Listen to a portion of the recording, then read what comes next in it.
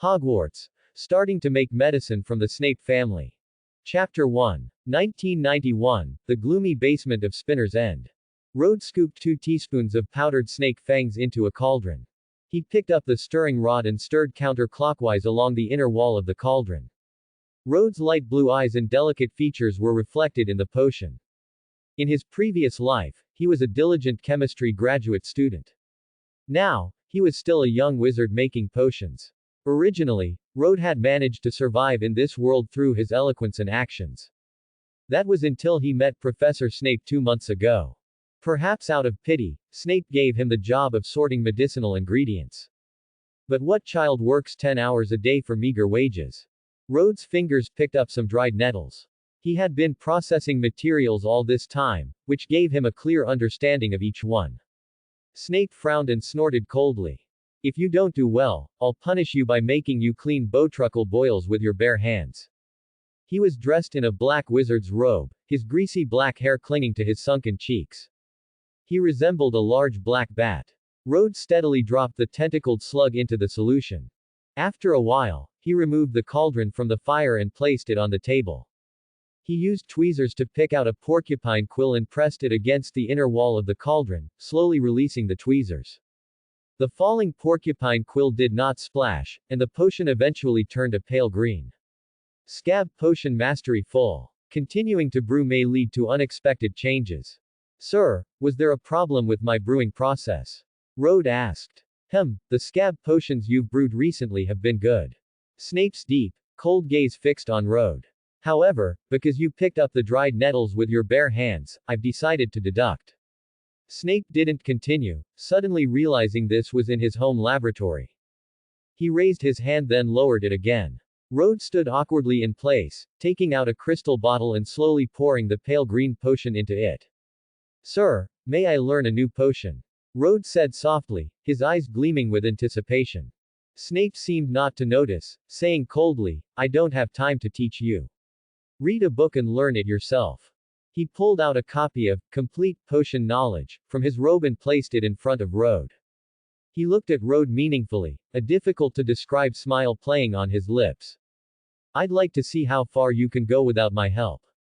Ever since he brought Rode to the basement, Rode had continuously surprised him. Rode solemnly opened the first page, and new knowledge filled his vision, igniting his strong desire for exploration. Below the scab potion was the forgetfulness potion, a potion that could cause temporary amnesia in the drinker. Rode suddenly felt a chill down his spine. He turned around to find Snape staring at him with a dark gaze. He touched his beating heart, as if transported back to his student days, feeling the pressure of his mentor scrutinizing his experiments. Rode calmly added mistletoe berry juice to it. As he picked up each ingredient, he also recorded its shape and the reaction after adding it. Rode poured in the water from the river Lethe according to the book's instructions, and then, the potion's final color was pearlescent silver. Rode let out a sigh of relief. Forgetfulness Potion Mastery +1. Rode wiped the sweat from his cheeks, looking excitedly at the finished product. Sir, I succeeded. Snape suppressed a smile at the corner of his mouth. It seems you're lucky, and you have a little potential for brewing potions, he sneered. Thank you for the compliment, sir. I wasn't praising you. Make a few more for me to see. Snape sat on a 3-legged stool, rubbing his temples. Rode eagerly rolled up his sleeves, skillfully gathering the ingredients for 10 servings of scab potion and forgetfulness potion. Time passed minute by minute, and night fell. Rode looked contentedly at the light blue panel. Unusual scab potion, instant scab remover. Its detailed operating steps have been recorded in the creator's notebook. Instant scab remover. Instantly treats scabs and makes one feel pleasant. Scab potion cannot be improved further. Novice gift package sent. Potion genius. Your potion brewing time is halved. 7 more potions need to be unlocked before the next reward. The table was covered with silver potions and several clear, dark green vials of liquid. Bang! Snape kicked the 3-legged stool to the floor, saying in shock, how many forgetfulness potions did you make? Rode looked down, disappointed. He couldn't believe he had made so many mistakes despite his experience from his previous life. I prepared 10 servings of forgetfulness potion, but only 8 succeeded. Sir, You were right, my first attempt was just luck. Snape rubbed his eyes, and when he opened them, he still saw the same scene in Rhodes' humblebragging face. He adjusted his tone and said calmly, "Well done. Keep working hard and you'll catch up to me." He said this on the surface, but his heart was already surging.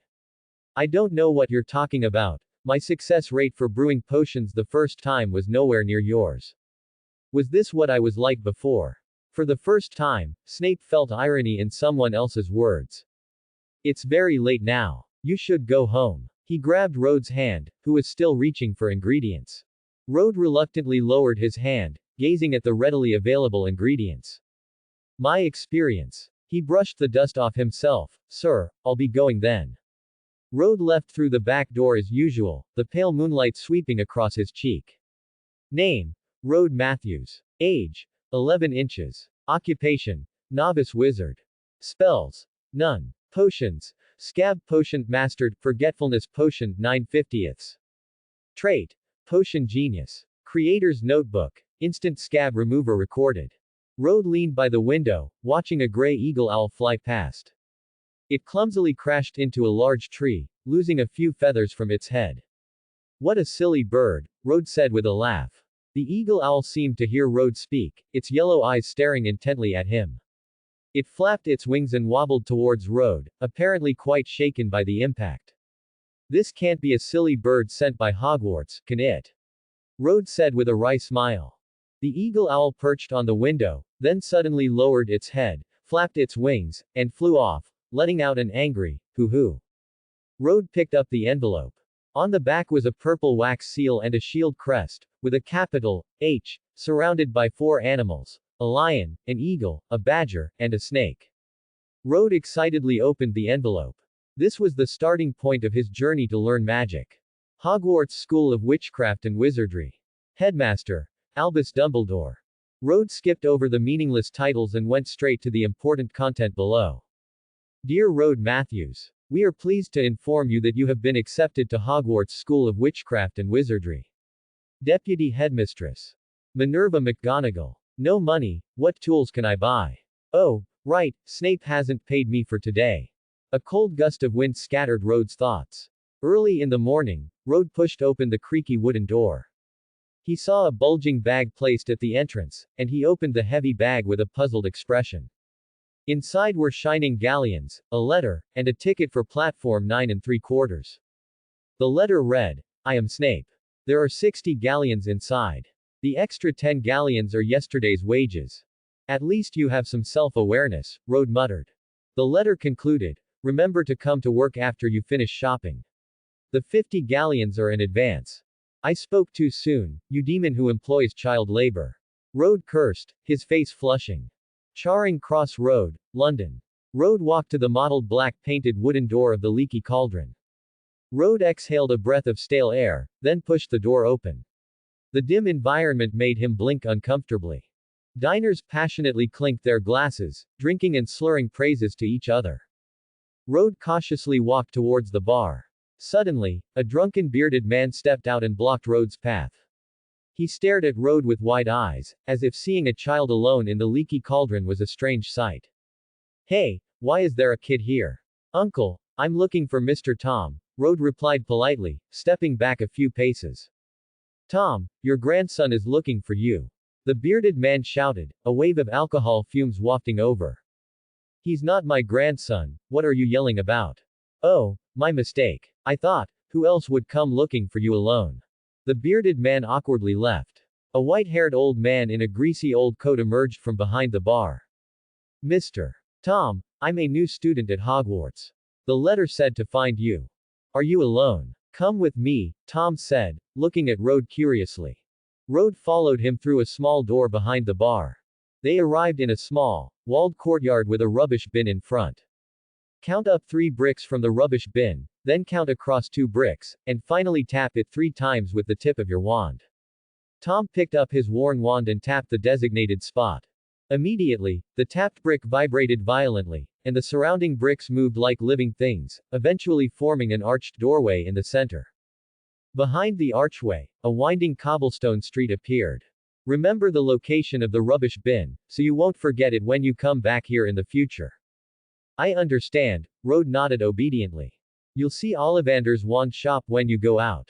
Do you want me to take you? Tom asked, still a little worried. The envelope already told me exactly where to go. Thank you, Grandpa Tom, Rode said, his face beaming with joy. All right then, child, I wish you a safe journey. After walking through the alley, the path behind them was blocked by a wall. People constantly walked by on the bustling street, a strong sense of life washing over him. Rode walked towards Ollivander's wand shop, filled with anticipation. A faded golden sign hung above the door. Ollivander's, makers of fine wands since 382 BC. Rode gently pushed the glass door, and the doorbell chimed crisply. Do we have a customer? An old man in a faded purple robe said from his chair.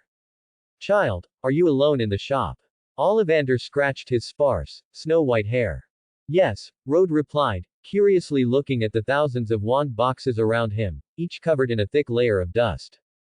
The interior of the shop was like a narrow tunnel, extremely long and only wide enough for one person to pass sideways.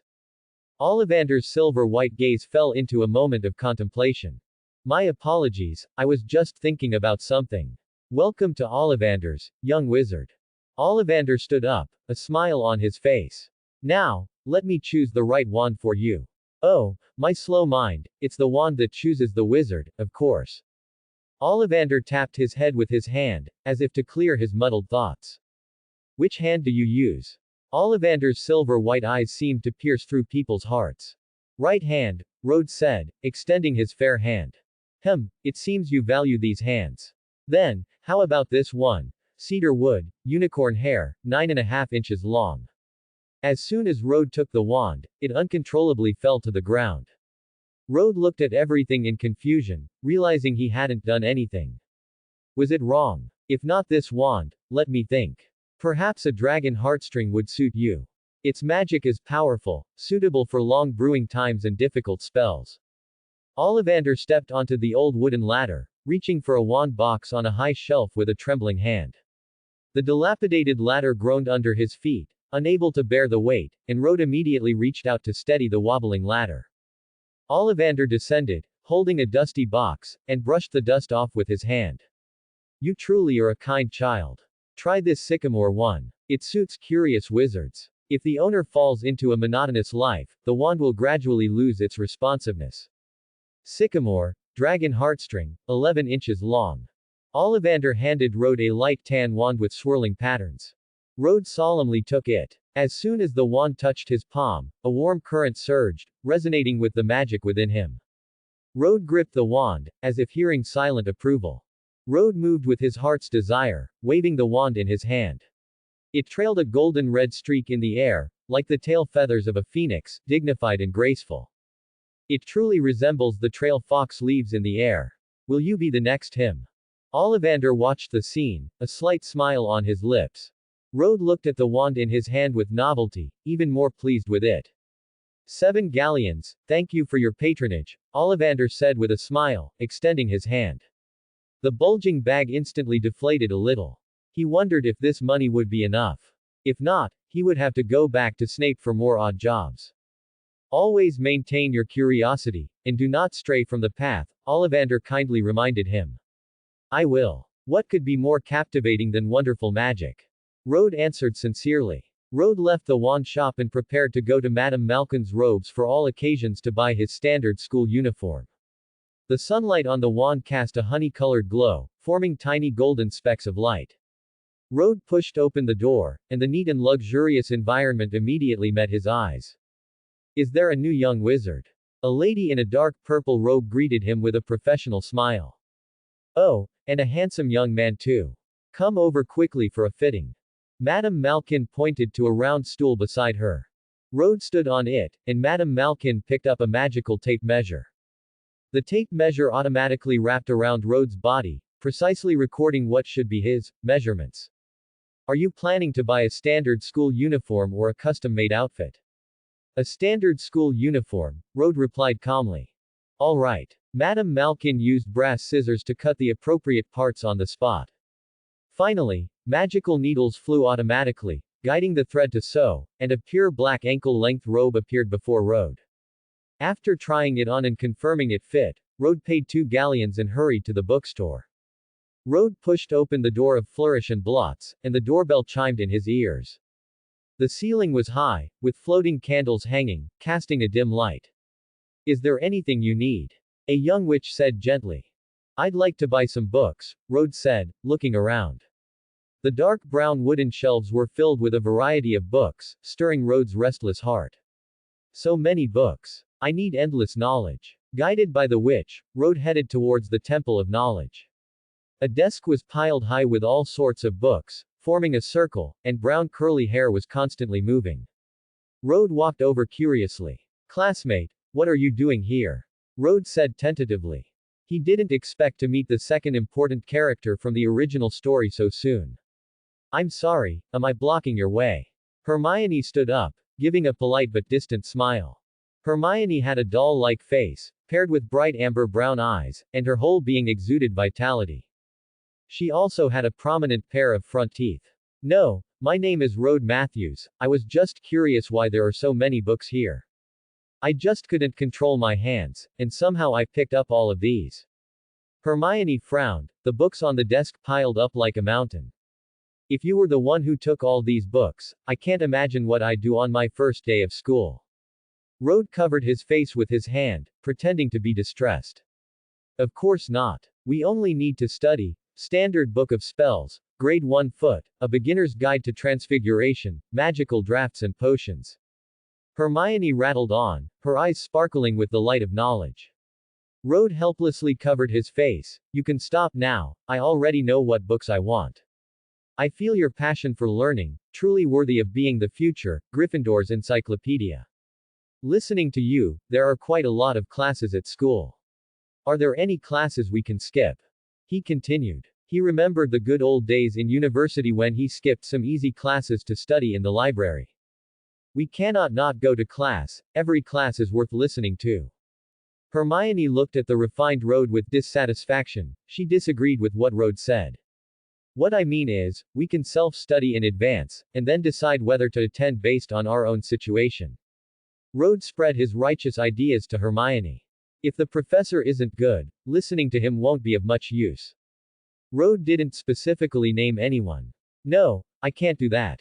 Hermione shook her head resolutely. In her opinion, skipping class was absolutely unacceptable. Time will tell all. Do you know how to make a pimple potion? Rode calmly took out a copy of Standard Book of Spells, Grade 1 Foot from the bookshelf behind him.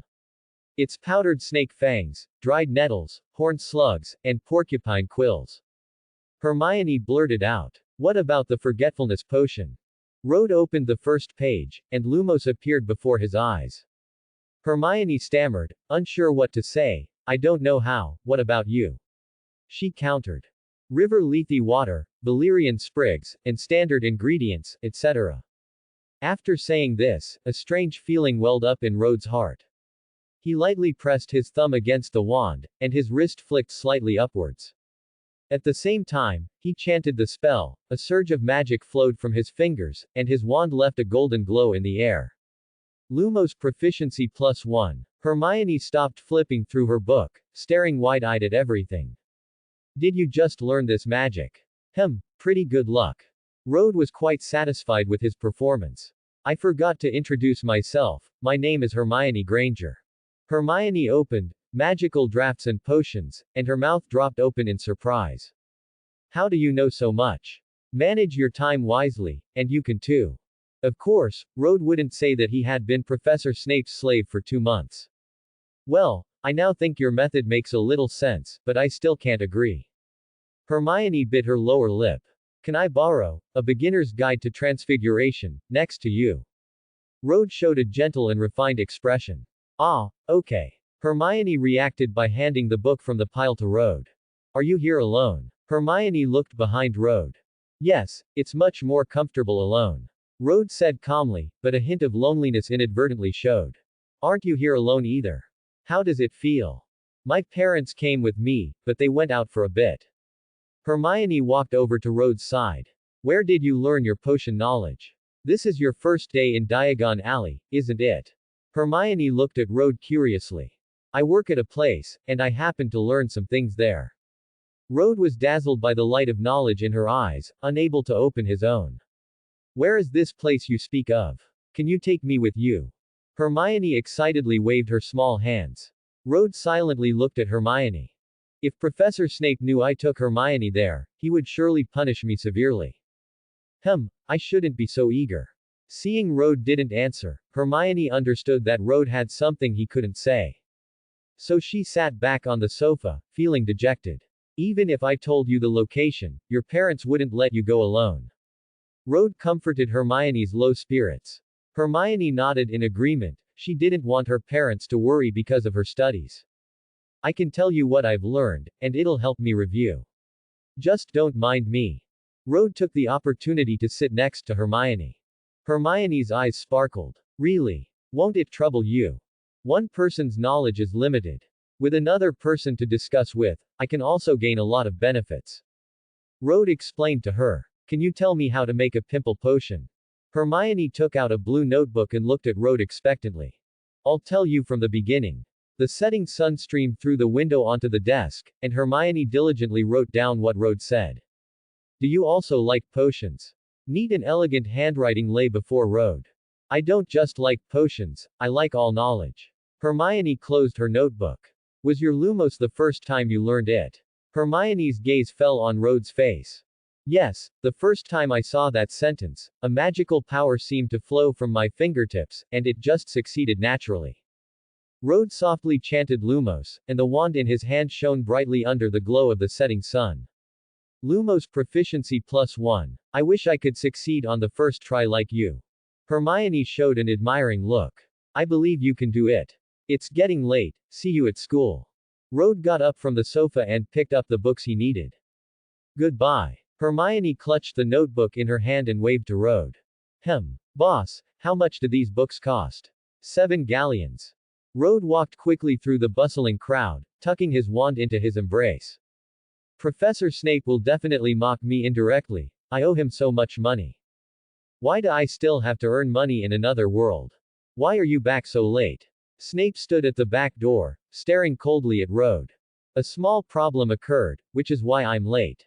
Rode still held the wand in his hand. That's a good wand you have. Don't just stand there, it's time for you to work. Snape made way. No. Rode cried out in his heart. On the evening of August 31st, Rode meticulously observed the cauldron as he sprinkled pufferfish eyes into the bubbling swelling solution. Swelling solution proficiency +1. Professor Snape, I've made the swelling solution. Rode smiled at Snape. He had spent a week trying, and finally solved this tricky problem. Not bad, only a few days more than it took me. Snape looked at the potion in the cauldron with satisfaction. Rode carefully poured the potion into a crystal vial. How did you manage to conjure up these new things? Snape, looking puzzled, took a bottle of silver blue potion from his pocket.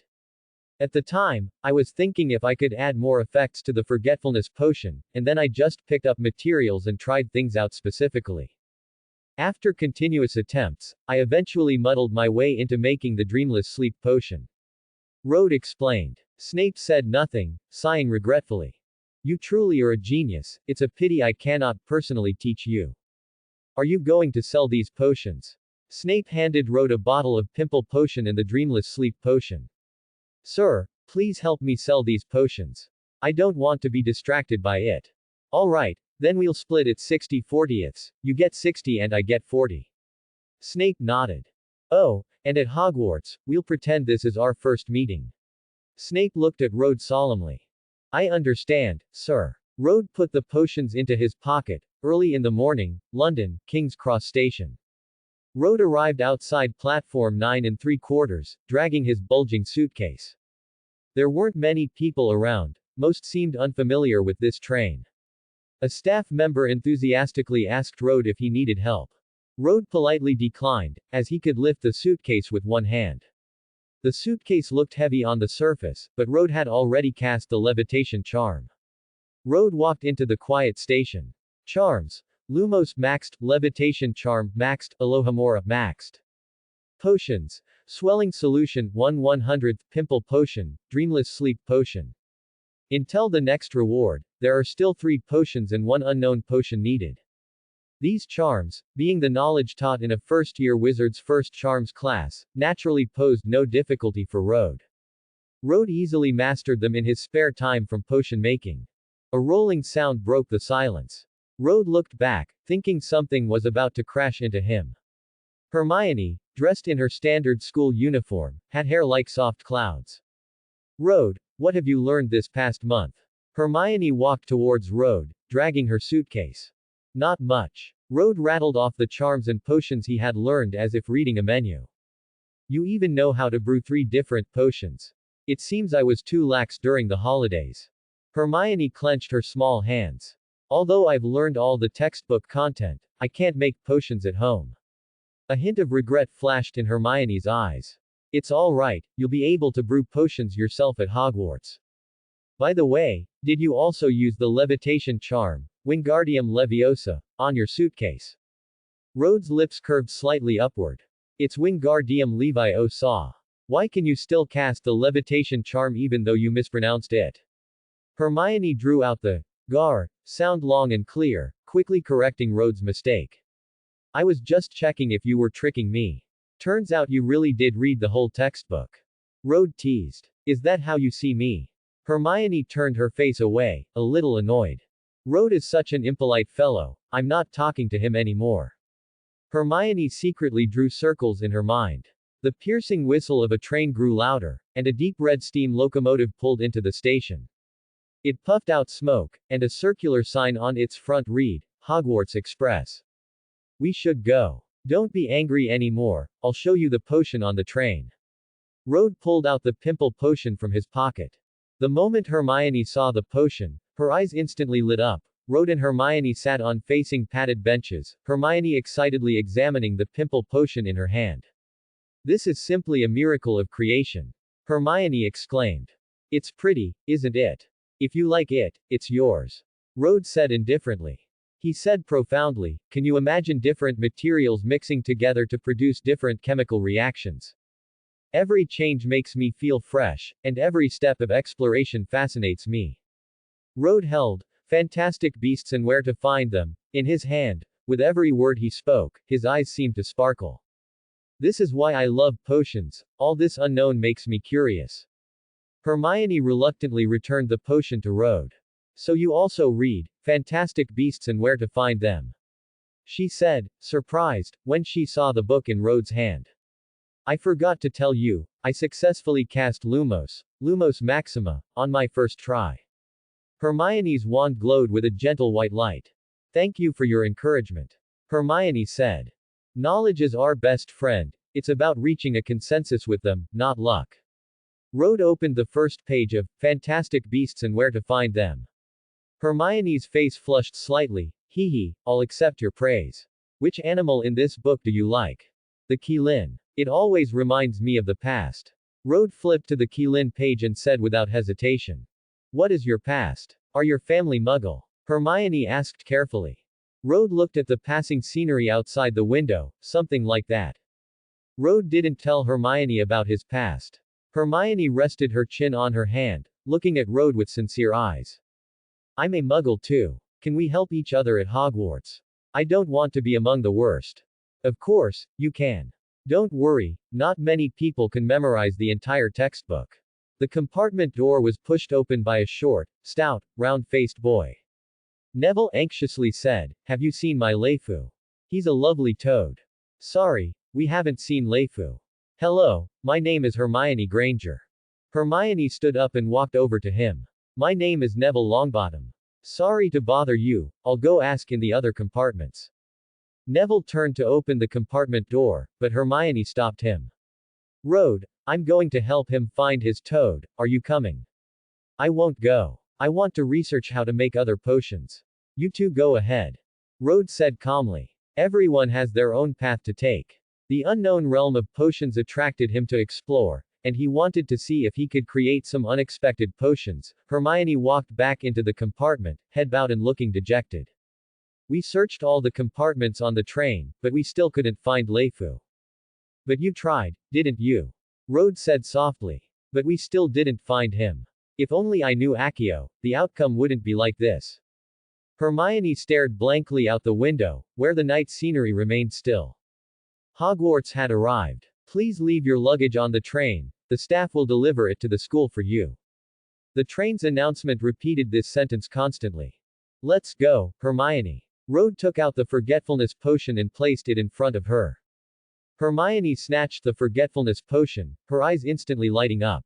Is your pocket a bottomless bag? Do you have so many potions? Are there more? There aren't any left. Rhoda turned out one of his pockets. They followed the crowd to a dark, small platform. A bright light suddenly appeared in the pitch-black night, and a tall, burly giant appeared before them. First-year students over here. I'm Rubius Hagrid. Harry, come to me. Hagrid had a thick beard on his chin and a smile on his face. Watch your step. Don't trip over the pebbles. I just saw the boy who lived, Harry Potter, on the train, Hermione whispered. What do you think of him? Rhoda saw a boy following Hagrid. I thought he'd be proficient in magic, but I didn't expect him to be completely ignorant of it. Hermione looked puzzled. Maybe he didn't have time to study, Rhoda said. Rhoda held Hermione's hand, and they carefully walked down a steep, narrow path. Perhaps. Hermione suddenly slipped, and the potion in her pocket teetered. Rhoda quickly steadied her. Be careful, it's slippery. Rhoda, the potion is about to fall out. Hermione grabbed the falling potion with her hand, clenching it tightly. They turned one corner after another, and Rhoda looked at the surrounding plants and trees with a look of resignation. How much longer do we have to walk? Who designed such an inhumane path? Turn this corner, and you'll see Hogwarts with your own eyes. Hagrid shouted back. A black lake appeared before Rhoda, its surface shimmering. On the opposite bank, a majestic castle stood on a steep slope, with 12 main spires of varying heights, and windows sparkling under the starlight. A dozen small boats were docked by the lake, and everyone gathered around the shore. No more than 4 people per boat, Hagrid said, pointing to the boats in the lake. Rhoda and Hermione got into the same small boat, and Neville suddenly walked over. Can I sit in the same boat as you? Of course, my friend. Rhoda pulled Neville into the boat. Thank you, Neville said gratefully. Everyone was seated in the boats, awaiting Hagrid's instructions. Hagrid sat alone in the front boat, everyone settled. Let's go. Rhoda watched the approaching castle with anticipation. A voice suddenly broke the silence. Whose toad is this? Don't throw it in the river, it's my Trevor. Neville quickly responded. He frowned, looking anxiously at the opposite bank of the lake. Led by Hagrid, the group crossed the Black Lake and arrived at a flat, damp patch of grass. Neville also successfully retrieved his pet, Trevor. They climbed a flight of stone steps and gathered before a huge oak door. Hagrid raised a massive fist and knocked 3 times on the large door. The door immediately swung open, and a stern-faced Professor McGonagall appeared before them. Welcome to Hogwarts. A patched, pointed wizard's hat sat on a 4-legged stool. The sorting ceremony officially began. Hogwarts has 4 houses: Gryffindor, Hufflepuff, Ravenclaw, and Slytherin. The sorting hat determines the house by reading the wearer's personality, qualities, potential, and inner desires. Some even say it can converse with the wearer. Rhoda, which house do you want to go to? Hermione's eyes sparkled as she looked at the sorting hat. The first one I'd rule out is Slytherin, because neither of my parents are wizards, and in Slytherin, which values bloodline and tradition so highly, I would definitely be ostracized by the other students. Rhoda's deep eyes were unfathomable. Professor Snape had already warned him not to get too close to him. Not to mention there's an idiot like Draco Malfoy. If he were in the same house as him, his IQ would surely drop. As for the other houses, I still need to think carefully, Rhoda pondered. Hermione returned the forgetfulness potion to Rhoda. If we're in the same house, we can go to classes together. Of course, if not, we can still study together in the library. Rhoda said, taking the forgetfulness potion. Hermione replied. The moonlight fell on the forgetfulness potion, making it appear even more mysterious. Rhoda put the forgetfulness potion back in his pocket. Gryffindor, He silently rejected it. With Harry Potter there, Gryffindor would surely not be peaceful. He only needed to be in another house, and Harry Potter would help him attract some attention. This would make it easier for him to do other things. Moreover, the labels of courage, daring, and chivalry didn't fit Rhoda. He preferred to watch the tigers fight from the mountain, then seize the opportunity to strike. If Gryffindor was likened to a brave and fearless lion, then Road would choose the eagle circling in the air, Ravenclaw. As for Hufflepuff, although it was jokingly called the dunce house, from another perspective, it was also a place where you'd want to make friends. While Hufflepuff students weren't exceptionally gifted, they were diligent, kind, and sincere enough. But Road was here to brew potions, not to enjoy gourmet food. What about Ravenclaw? In the original story, Ravenclaw students were known for their love of learning, and they focused more on innovation and deep thinking. And its common room was located in the tower on the west side of the castle. The circular room inside was filled with books and astronomical instruments. He could even stargaze for entertainment in his free time. Isn't this the house Road had always dreamed of? Sorting Hat, I hope you're sensible. A wide crack appeared in the hat on the stool, and it vividly sang a song familiar to transmigrators. Professor McGonagall took a few steps forward, holding a long list. When I call your name, you will put on the hat, sit on the stool, and be sorted. She shouted, Hannah Abbott. A moment later. Hufflepuff. The girl happily took off the hat and ran to a table on the right, joining the cheering and applauding group. Next, one by one, the new students were sorted into their respective houses. Some walked timidly as if they had never seen the world, while others faced the audience with their heads held high. Suddenly, Road heard a familiar name, and Hermione waved to him. Hermione Granger. Good luck. Road whispered. Hermione ran over and hastily put the hat on her head. Before long, the Sorting Hat shouted, Gryffindor. A round of enthusiastic applause erupted from the Gryffindor table. The next moment, Road heard his name. Road Matthews. Road made sure the potions on him were properly stored, then he quickly walked up and put on the Sorting Hat. He kept muttering, Ravenclaw. I want to go to Ravenclaw. You can't go to Ravenclaw. A faint voice whispered in his ear. The Sorting Hat continued, How do you have 5 different potions on you, and 2 of them I've never seen before?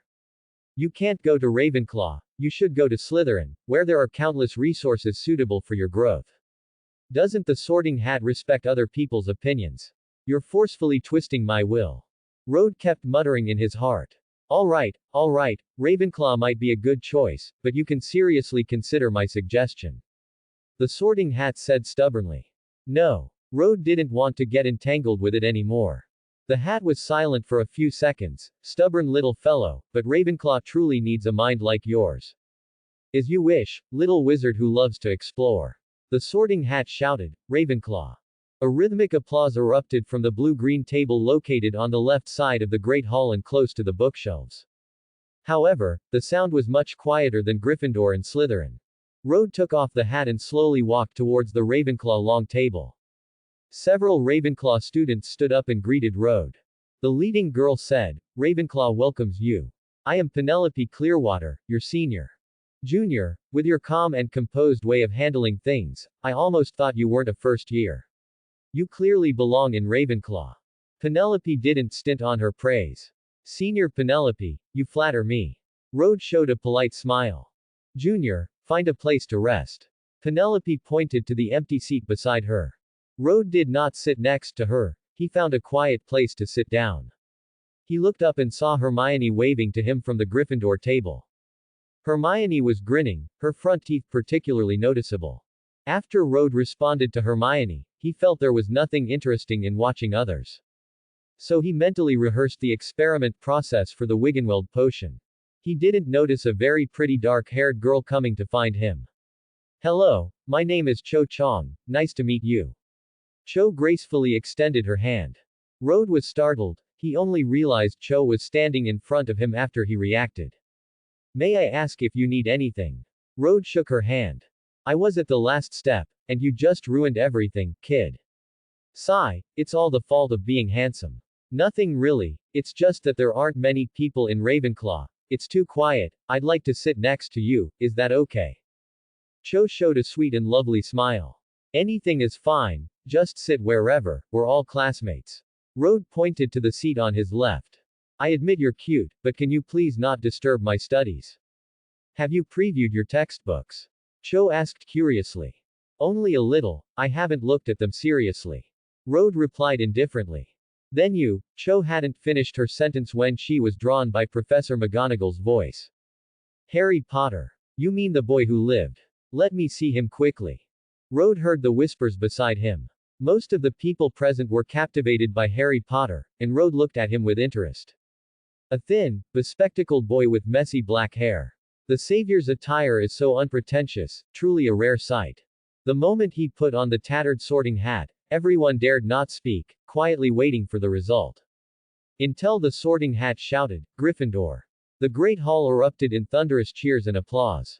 Rode, do you think Harry Potter will be just like the book says?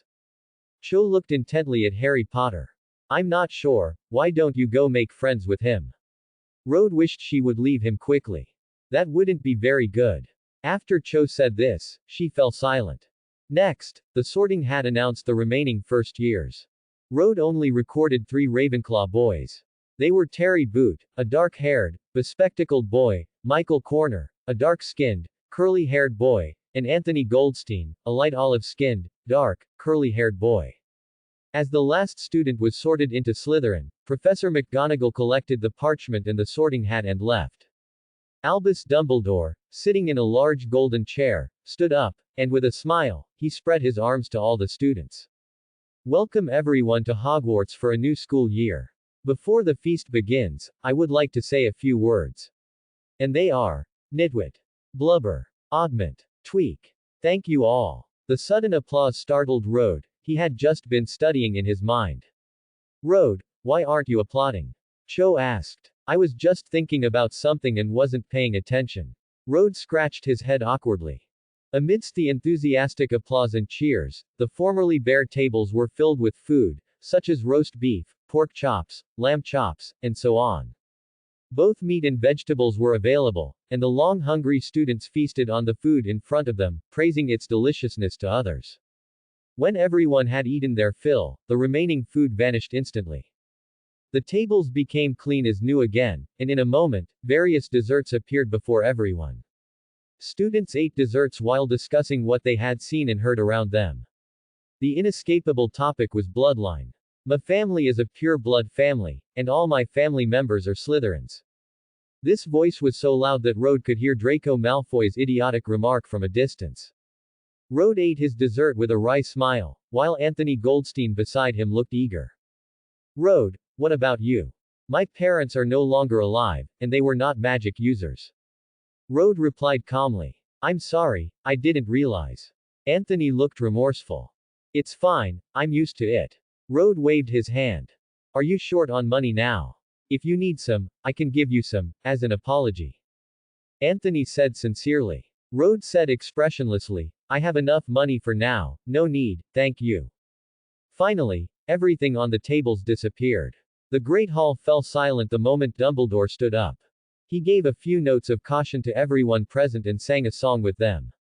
He said, now it's bedtime. Everyone return to your dormitories. Most of the first years in the Great Hall forced themselves to stay awake like roly-poly toys. Then they were led back to their respective dormitories by their prefects. The spiral staircase seemed endless. When Rode counted to the 200th step, he finally saw the knocker at the top of the tower. They stood before the bronze knocker in the shape of an eagle's head. The prefect whispered a reminder, don't rush, everyone, we still have to answer a small question. A chorus of groans immediately broke out. The knocker asked, which came first, the phoenix or the fire? Rebirth from ashes. As soon as Rode heard this question, that's what he thought of. The prefect was momentarily confused. What kind of question is this? I've never heard it before. Prefect, you don't know either, so aren't we? Michael yawned despairingly. Don't panic, let me think about it some more. The prefect lowered his head in thought. If you keep thinking, I won't get any sleep. Rode had an answer in mind, and he immediately walked up to the knocker. It's a cycle, with no beginning. He blurted out. The door slowly opened, and everyone looked at him in surprise. Ravenclaw welcomes you. After Rod finished breakfast, he followed a group of Ravenclaw freshmen to the underground classroom. Rod, how did you guess the answer yesterday? If it weren't for you, we don't know how long we would have been waiting at the door. Michael looked at Rod with admiration. Read more books, knowledge is our best friend. Rod replied without lifting his head. He turned to the next page of Complete Guide to Potion Knowledge. I've seen you flipping through a book since early this morning. The grating sound of pages turning is making me a bit anxious too. Michael walked closer to Terry and Anthony. I heard our potions teacher is Professor Snape, and he's also the head of Slytherin House. The chilly environment made Michael shiver. From how he looked yesterday, he's probably not someone to mess with. He continued. Our potions class is probably going to be tough. Terry nodded in agreement. Everyone silently walked into the potions classroom, where glass jars containing various animal specimens were displayed on shelves along the wall. Many timid students sat in seats far from the specimens, but Rod was quite fond of these animal exhibits. He even pressed his eyes against the glass jars, carefully observing the characteristics of the animal specimens. Soon after, the Hufflepuff students also arrived one after another. Seeing that most of the favorable seats were taken by Ravenclaw students, they had no choice but to disperse and sit wherever they could. Several Hufflepuff students reluctantly ended up sitting around Rod. Smith, what do you think of the potions professor? A Hufflepuff student asked. I heard this teacher doesn't have a very good reputation, Zacharias Smith said with a worried expression. They continued to chat in low voices about Professor Snape's deeds.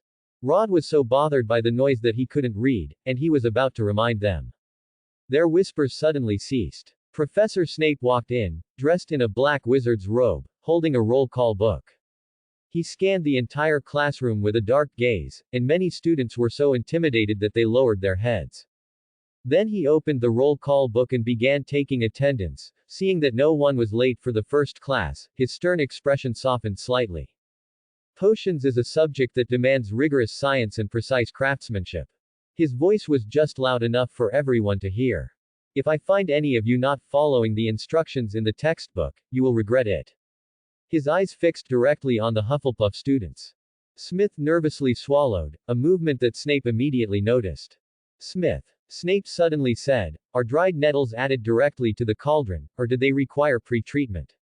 Smith stood up trembling. He hadn't reviewed the textbook beforehand. I'm not sure, sir, he said hesitantly.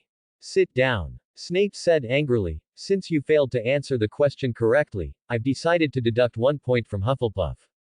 Rod finally understood what Professor Snape hadn't finished saying that night. Michael Corner. He immediately shifted his target to the Ravenclaw students. Michael confidently stood up. Dried nettles need to be chopped or ground to accelerate the dissolution of active ingredients. Correct answer. Snape nodded with satisfaction, then suddenly turned to another student. Hannah Abbott. When should porcupine quills be added? The blonde girl stood up shakily, tears welling in her eyes, and she kept her head down, not daring to look directly at Snape. I don't know either, sir.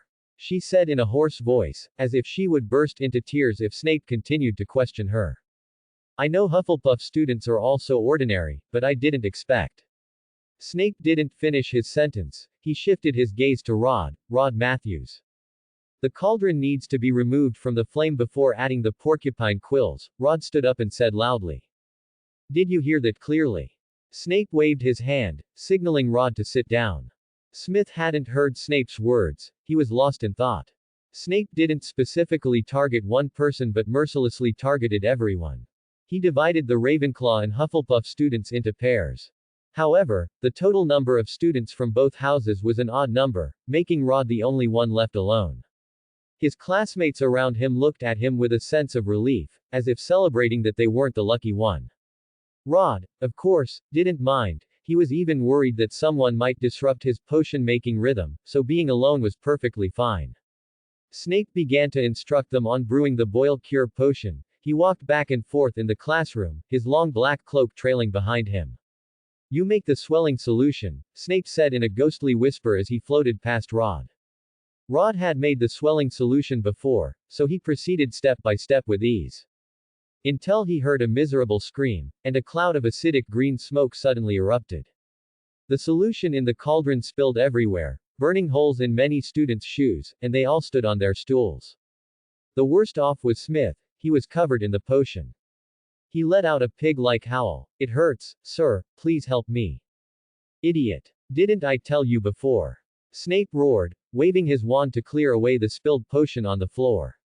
Rod didn't pay attention to what was happening there, he focused entirely on the swelling solution in front of him. Rod had never seen Professor Snape so angry before. Even when he made a mistake, Snape would only calmly point out his error. Were you even listening in class? Snape angrily slammed his fist on the table. Hufflepuff, 5 points deducted. Send him to the hospital wing upstairs, he pointed at some Hufflepuff students. After dealing with the situation there, Snape walked over to Rod. Rod had already finished the swelling solution, which was a dark green color. Swelling solution proficiency +1. Come here for a moment, Snape said softly, a rare, faint smile gracing his lips. After tidying up his potion, Rod walked with him to a corner. The confused onlookers stood at a distance, curiously observing the situation. I've already informed the headmaster about a classroom for you, you can choose to conduct experiments there. Snape didn't want Rod's talent to go to waste.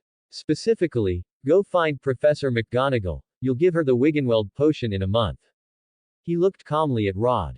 I understand, Professor, I'll try to finish it early.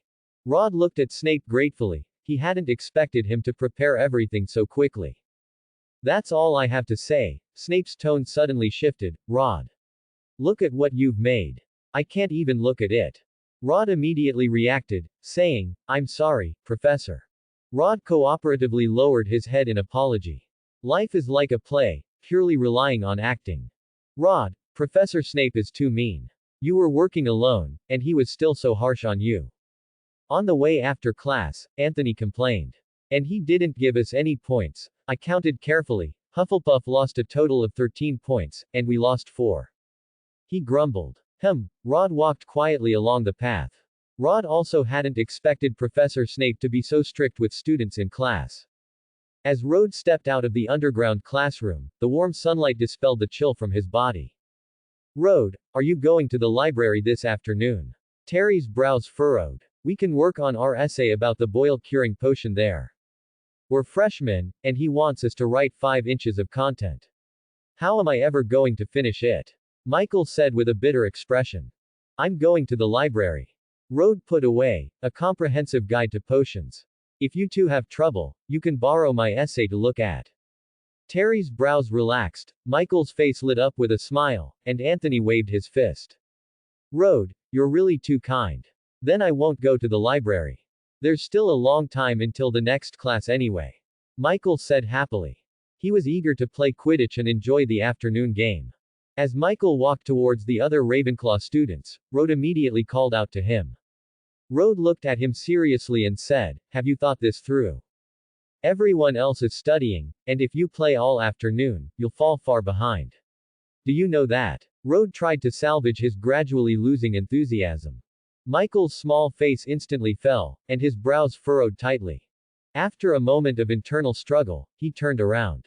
Rod, I understand. Instead of playing with a sense of guilt, it's better to fully immerse myself in studying. Michael replied sincerely. Rod nodded with satisfaction, having successfully helped a classmate get back on the right track. The library was located on the 4th floor of Hogwarts Castle, a spacious arched room. Tall oak bookshelves were categorized by subject, and brown long tables with armchairs were scattered throughout, each table equipped with a brass candlestick. Today was the first day of school, so there were very few students inside. Rod and his companions walked curiously into the library. Anthony couldn't help but exclaim, I've never seen so many books. I probably couldn't finish them in a lifetime. Just then, Madame Pants, who was patrolling the library, noticed them. Freshmen. She walked over and said coldly. The 3 of them were intimidated by her presence, so Rod had to step forward. He stood in front of Madame Pants and nodded in response. The library is divided into the main reading area and the restricted section. If you wish to enter the restricted section, you will need to show me a teacher's signature to pass. Madame Pants said emotionlessly. There seem to be good things in the restricted section. I need to find an opportunity to get in. Lockhart in the original story seems like a good choice. A flash of inspiration struck Rod. Suddenly, her voice rose a notch, and she looked sternly at Rod and his companions. You are not allowed to make noise or eat here, and you must not damage or steal books. Rhoda politely said, "We understand. What books do you need?" Madame Pance's tone softened. "We need books about boil-curing potions," Rhoda said. Madame Pance waved her wand, and several books flew from the shelves into Rhoda's hands. "These books should be enough for your studies. If you have any other needs, you can come find me again." A faint smile hung on her face. Madame Pance then left, supervising everything in the library like a guardian vulture. Rhoda sat down in an armchair, and Michael opened a book, looking utterly confused as he searched for the required content. "This is too hard to find. Was this book written in ancient times? Why does it even introduce the background at the beginning?" Terry and Anthony also picked up another book, and they too were like headless chickens. Rhoda set those books aside, picked up a quill, dipped it in ink, and began to write. Inspiration flowed like a spring, and the parchment was quickly filled with neat handwriting. In only about 30 minutes, a brand new report was completed. Rhoda put away his quill. As he looked up, he found the three of them staring at him with expressions as if they were looking at a god. They watched Rhoda's smooth operation, dumbfounded. "Rhoda, did you secretly study last night? Confess honestly." Terry couldn't believe someone could finish so quickly. "I was exhausted last night," Rhoda sighed. Who knew the walk to the dormitory was so long? Terry picked up Rhoda's report and looked at it with them, their mouths widening. The content of the report was written clearly, and there were even some things they had never seen before. "Please tell us, how did you write this?" They were almost ready to bow down to Rhoda. "It's actually very simple. First, we need to know the framework of what we want to write, and then fill it in accordingly." Rhoda quickly stopped their actions. "I wrote it according to experimental ingredients, steps, key points, results, and insights, and then found the corresponding content in the books and wrote it down." Rhoda said to them calmly. "But we didn't even see you flipping through books. Did you memorize everything in them?" Terry said incredulously. Rhoda said modestly, "I know a little, practice makes perfect."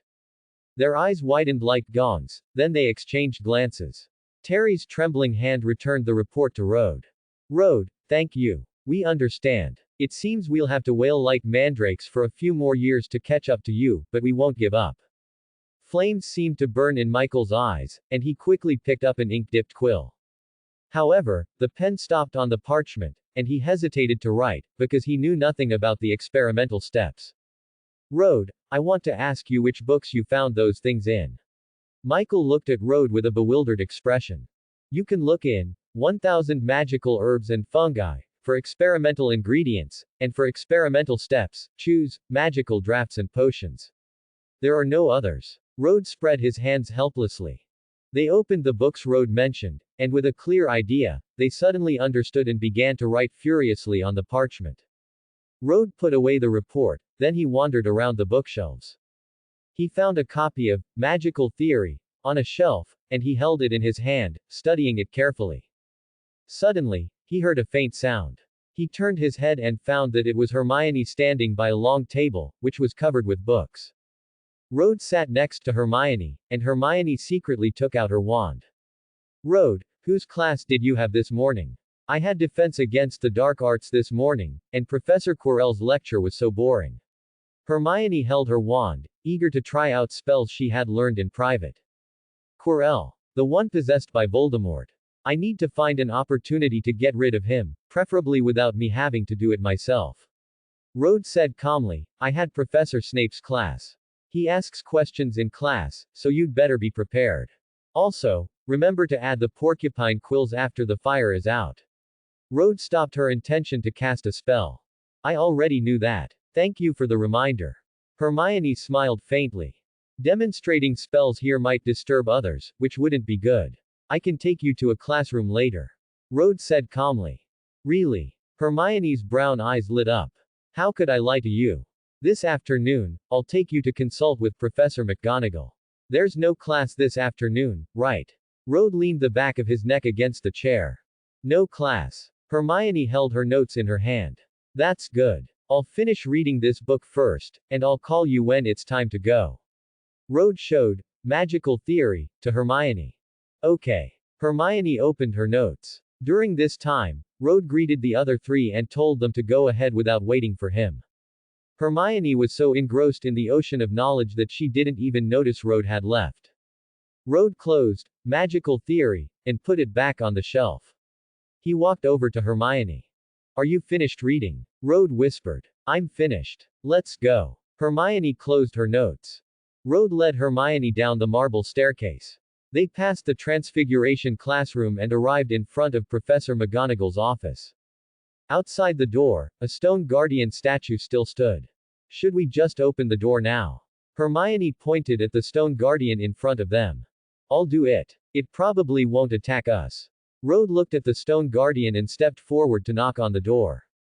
The statue's arm suddenly moved, but it seemed to receive some command and then fell silent. Hermione's finger was about to touch the statue when Rode grabbed her sleeve. It actually moved, how amazing. Don't mess with other people's things. We can make one together later, and you can study it all you want. Hermione withdrew her hand, her gaze still fixed on the statue. Professor McGonagall, are you in there? Rode didn't go in but inquired from outside. Come in. A faint female voice came from inside. Rode led Hermione into the office. It was a rectangular room, with red and gold Gryffindor tapestries hanging on the stone walls. Professor McGonagall, dressed in emerald green robes and wearing square spectacles, sat in a high-backed chair. Didn't they say there was only one person? Why are there two of you? She stared at them with a suspicious look. Hermione felt a bit shy under her gaze. She stood rooted to the spot, stammering and unable to speak. Professor McGonagall, Hermione Granger and I would like to study together in the abandoned classroom. We might invite other classmates later. Rode said calmly. Rode Matthews, correct. A sense of pressure came over them, but Rode seemed unaffected. Yes, Professor, he replied. What do you plan to use a room for? Professor McGonagall spoke in a tone as if interrogating a prisoner. I plan to brew potions and practice spells, Rode said truthfully. Do you have any proof? Professor Dumbledore said you had relevant proof. She looked at Rode curiously, wondering what he would pull out. Proof. Professor Snape never mentioned it to me either. Suddenly, Rode had a flash of inspiration. He handed Professor McGonagall all 3 vials of potion from his pocket. Didn't you just have your first potions class today? Could it be? She looked surprised. I've studied potions before, I have a little foundation, Rode said calmly. No wonder Professor Dumbledore sent you to me. I will fulfill the wishes of any young wizard who wants to learn. She took the potions in her hand, observed them carefully, and said with a slight smile. Professor, is this sufficient? Rode remained still. Professor McGonagall returned the 3 potions to Rode and took out a piece of parchment. The paper detailed all the requirements for borrowing the classroom. No one will disturb you in that classroom. You can study in peace there. She softly chanted a spell, transforming a quill into a red ink pad. If you think there are no problems, then put your thumbprint on it. Rode carefully inspected it and found no loopholes. He pressed his thumbprint. All right, you'll get a response in 2 working days. Professor McGonagall put away the parchment. Seriously. Even after transmigrating to another world, I still have to deal with this. Rode thought of his miserable previous life. You cannot stay in the classroom at night. If I see you, I will revoke your right to use it. She continued. I understand, Professor McGonagall. Rode nodded obediently. Oh, and the day after tomorrow, in my transfiguration class, you need to turn a match into a needle. If you don't complete it, you'll have to wait for my notice next week. Professor McGonagall wanted to see how much potential he truly had. Rode staggered slightly upon hearing this, then nodded awkwardly. I'm just a child, why are you pressuring me so much? They walked out the door together.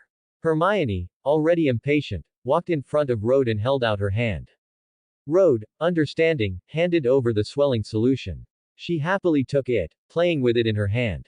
This is swelling solution, be careful, Rode kindly reminded her. You've already learned swelling solution. But I can't even make a boil cure potion.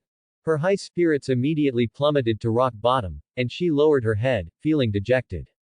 Look, your progress in other subjects is much faster than mine. There's no need to compare this one subject. Rode comforted her disheartened mood. Seeing no reaction from Hermione, he continued, the day after tomorrow, I'll take you to that classroom. I'll teach you everything you don't know, guaranteed to learn it in one go. That's great. Thank you, Rode. Hermione immediately broke into a smile. So you all play like this, huh? Are we still going to the library? Rode asked. Yes. After Rode and Hermione studied in the library for the afternoon, they each walked back to their dorms. Rode, what did you do all afternoon? I didn't see you at all. Michael asked Rode curiously. The two on the bed heard the commotion and immediately rushed down. I was mostly in the library today, studying transfiguration. Rode picked up his wand, intending to demonstrate it to them on the spot. You're so hardworking. As your roommate, I feel a lot of pressure. Michael said with a wry smile. Rode took a match from his pocket. He waved his wand, Vera Verto. At the same time, in his mind, he tried hard to imagine a match as a silver needle.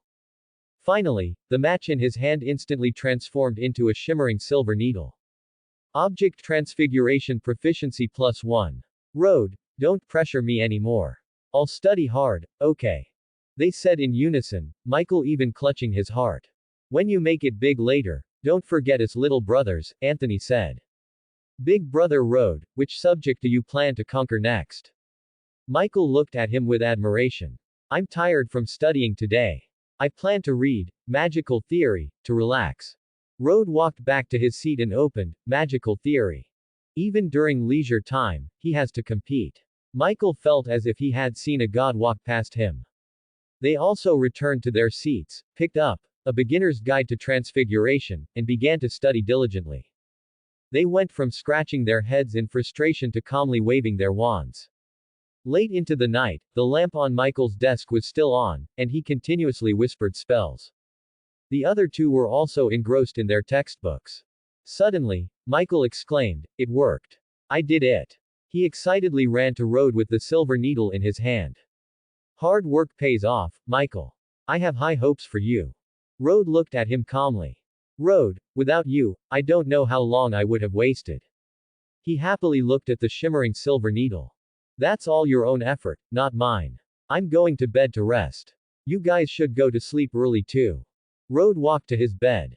Seeing this, they immediately turned off the lights and quietly went back to their own beds.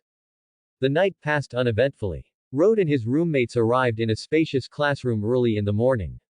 He looked at the Complete Guide to Potion Knowledge in his hand, while his roommate studied Standard Spells, Beginner, with his head bowed. A short while later, Hermione walked into the classroom with Harry and Ron. She scanned the seats in the classroom until she saw Rode sitting in the seat directly in front of the podium. She excitedly led them towards Rode. Michael heard the commotion, glanced past Hermione who had walked to the front, and saw Harry Potter behind her.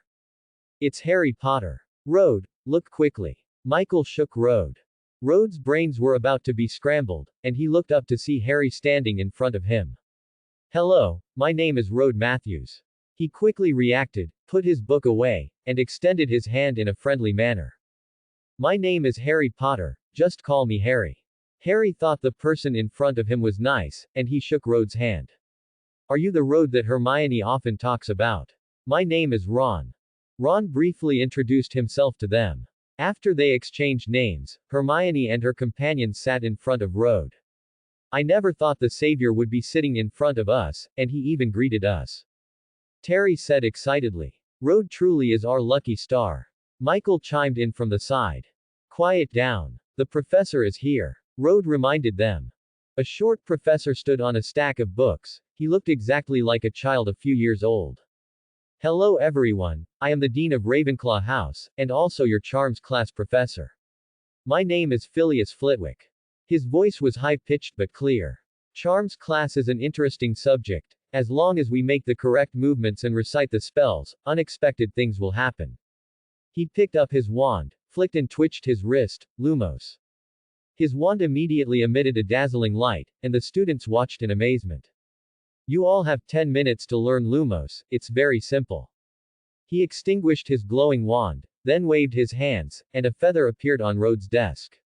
If any of you have finished early, you can try the levitation charm. Remember. Don't forget the subtle hand gesture I just made. Rode took out his wand, made the gesture with extreme professionalism, and then softly recited the charm. The feather then floated 5 feet above his head. His companions around him were stunned. Some of their wands slipped from their hands and fell to the floor, making a crisp sound. Michael and the others were already used to it and calmly explained to those around them. Hermione was still arguing with Ron, trying to convince him. Just as she was about to wave her wand, she realized Rode had beaten her to it. Well done! Professor Flitwick shouted, clapping his hands on the desk. I've never seen a student cast the levitation charm so quickly. Truly a student of my Ravenclaw. His voice was filled with pride. Other students, don't be discouraged. As long as you prepare in advance, you can be like student Rode. Hermione saw Rode usurp her position in the professor's eyes, and she became even more displeased with Ron. She believed it was Ron's fault that she ended up like this. She cast the levitation charm half-heartedly, and Ron watched in disbelief. Miss Granger is the second successful one. Our Hogwarts truly has many talented people. Professor Flitwick laughed. During the class, whenever Michael and the others had a question they had been struggling with, they would ask Rode for help. Rode pointed out their problems in detail and offered solutions. After successfully trying them out, they became even more like Rode's devout followers. Meanwhile, on Hermione's side, it was a constant barrage of criticism. Hermione mercilessly tore off Ron's fig leaf, angrily telling Ron where he went wrong. But Ron remained unconvinced. He sulked and ignored Hermione. When class ended, Rode and his friends squeezed through the crowded hallway towards the library. Rode, you are my god. The professor said something 1 second, and the next second you can do it. Anthony said flatteringly. I just spent a little more time studying. Rode replied.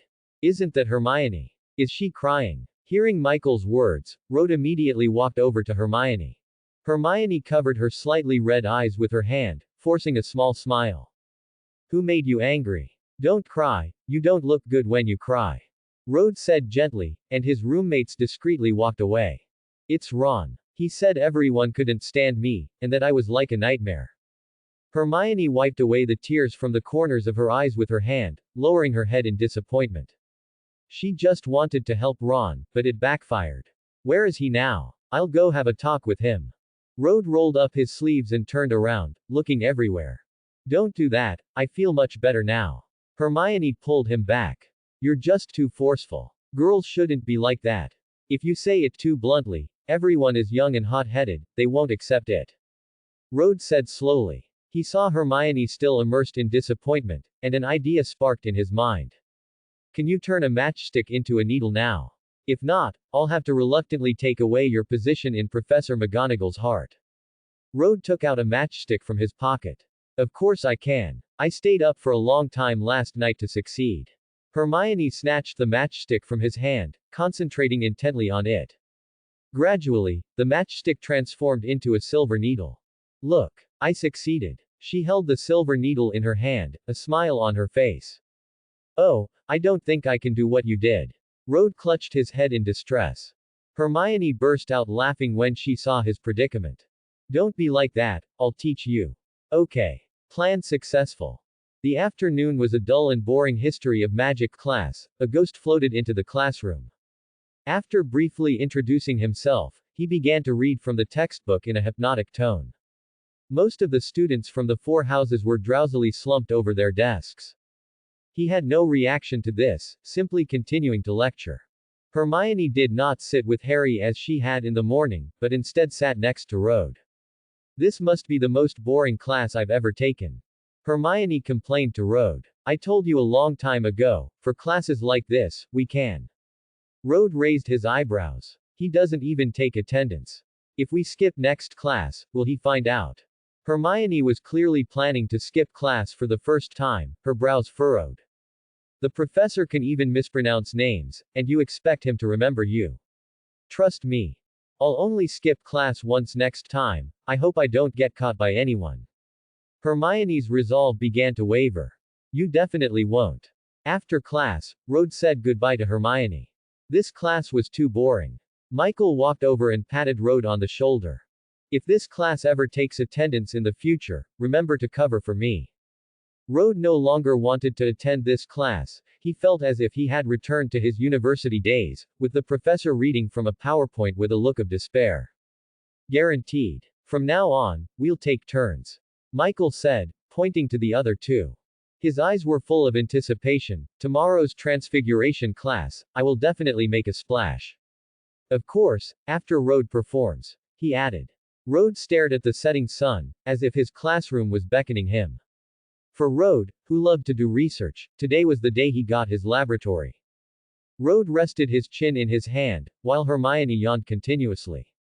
Professor McGonagall walked into the classroom with a stern face, her serious gaze sweeping across the room.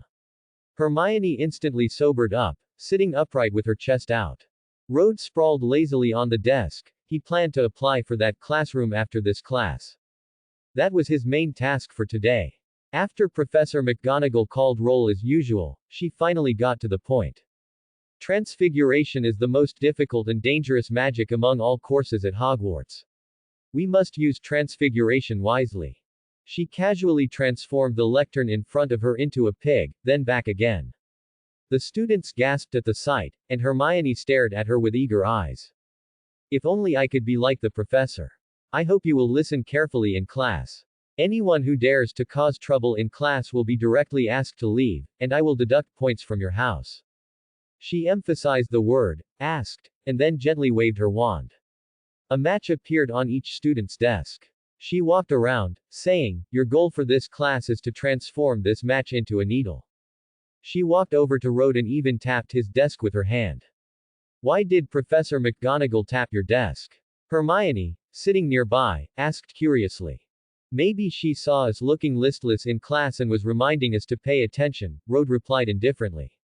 How could that be? I was clearly very serious, maybe my dark circles are too heavy.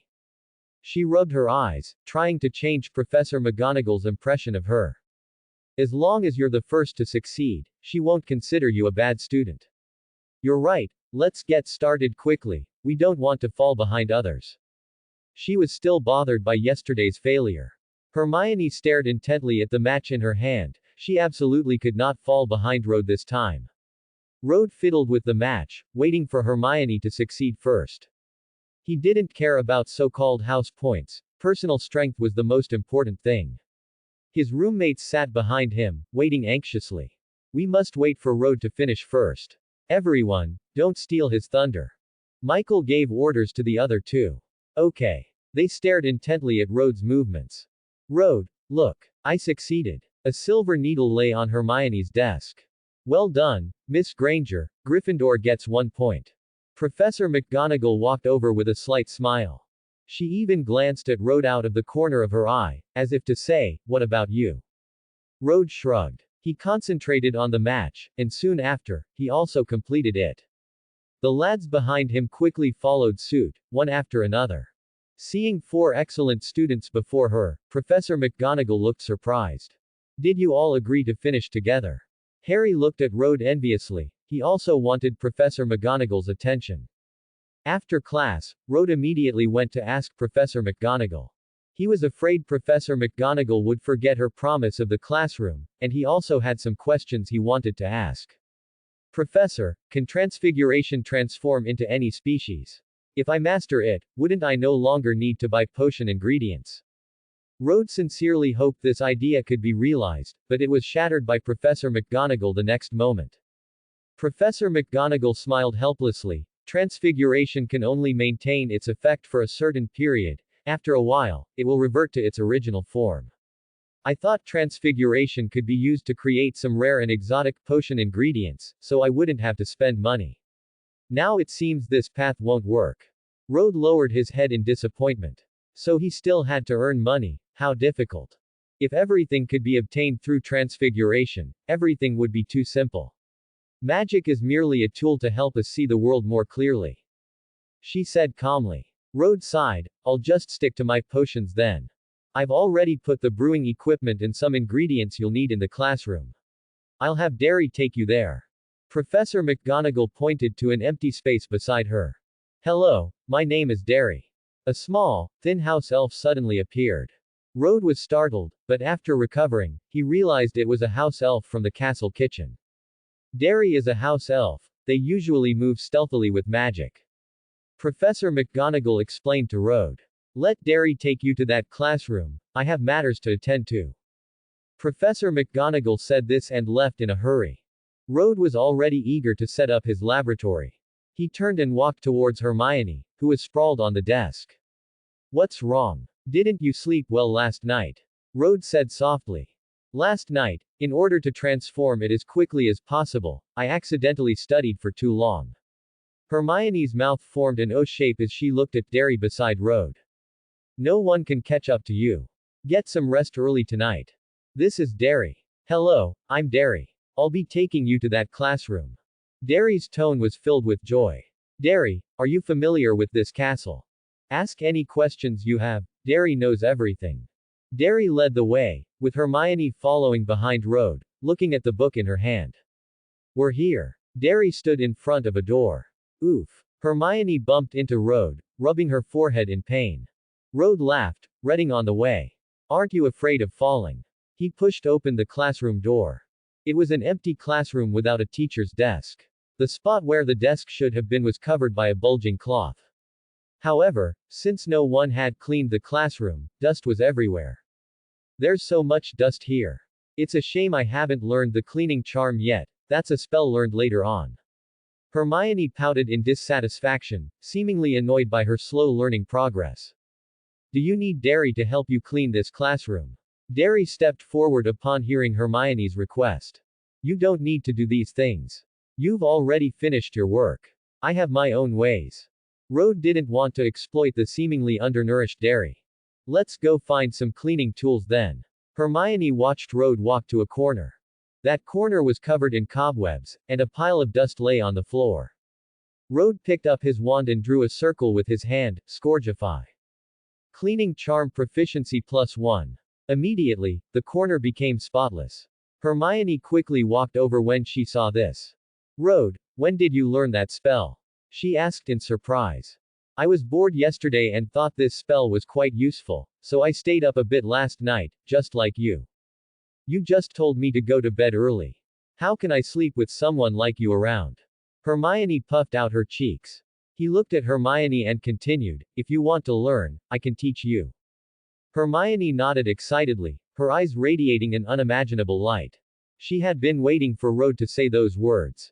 She tried to imitate Rode's movements and pronunciation, but her actions were very hesitant.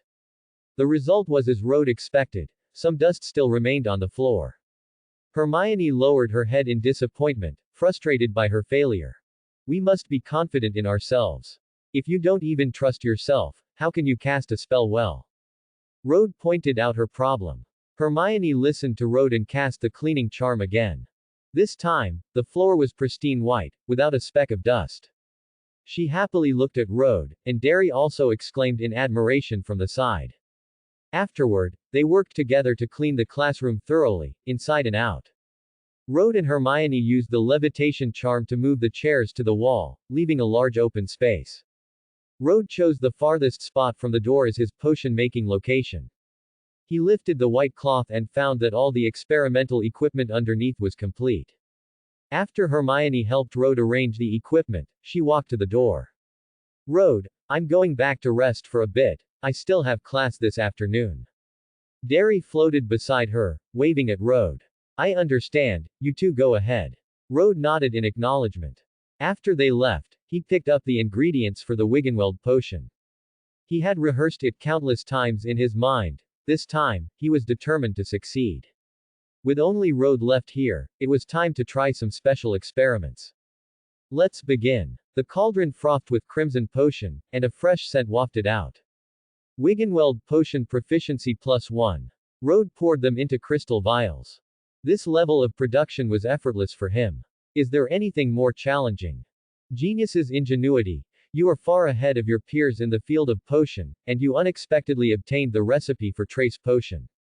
Trace potion. Once it touches the skin, you can know the whereabouts of the person within a certain range for 3 days. Good stuff. But I don't have the ingredients. Rode looked at the list of raw materials provided by the system with confusion. There was one he hadn't seen in any book, acromantula silk. I'll just have to ask Professor Snape for some ingredients, he shouldn't refuse my small request. If he didn't make this, he probably wouldn't be able to sleep tonight. Rode put a bottle of Wiggenweld potion in his pocket and set off to find Professor Snape. He went to the dungeon with the idea of giving it a try. Professor McGonagall's office was next to the Transfiguration classroom, so Professor Snape's should be similar. The dungeon was particularly cold today, and Rode shivered as he passed the classrooms. In the dim corridor, only a few candles glowed, and the air was thick with the strong smell of herbs. He felt uncertain, fumbling his way forward until he heard a door opening ahead. "What do you want at this hour?" A cold voice came from the darkness. "Didn't I tell you not to look for me casually at school?" Snape walked in front of Rode, as if he knew Rode would come looking for him. Rode took out the Wiggenweld potion from his pocket. "Professor, I've already made the Wiggenweld potion, but I'm short on ingredients." He looked at Snape somewhat awkwardly. "Then go into my office and find a few portions, remember not to touch anything in there indiscriminately."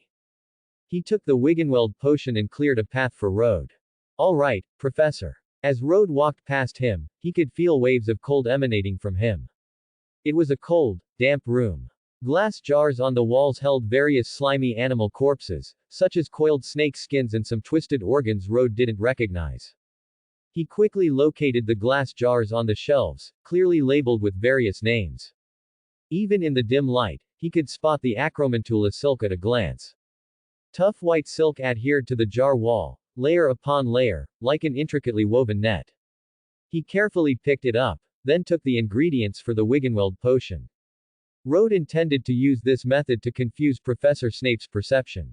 He looked left and right, worried that Professor Snape would discover his little trick.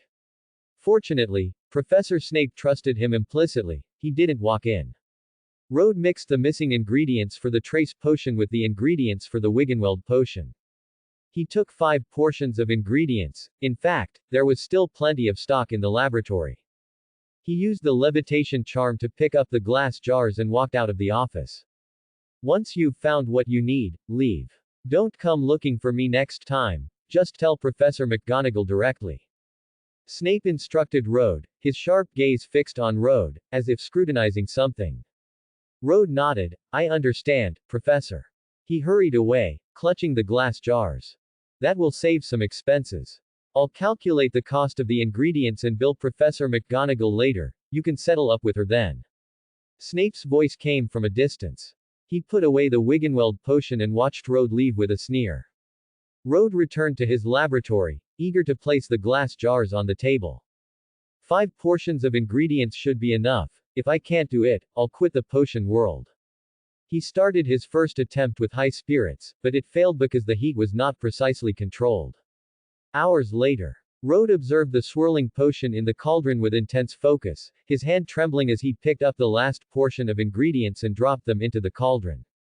Finally, he pricked his finger with a silver needle, and a drop of crimson blood fell into it. This was the last portion of ingredients. It had to succeed. The originally crimson solution instantly turned transparent, and Rode waited with a heavy heart for the system's verdict. "Trace potion proficiency +1. He cheered, letting out a breath of stale air. It seems he shouldn't make rash declarations. He almost had to quit the potion world. He bottled the trace potion into crystal vials, yielding 3 bottles in total.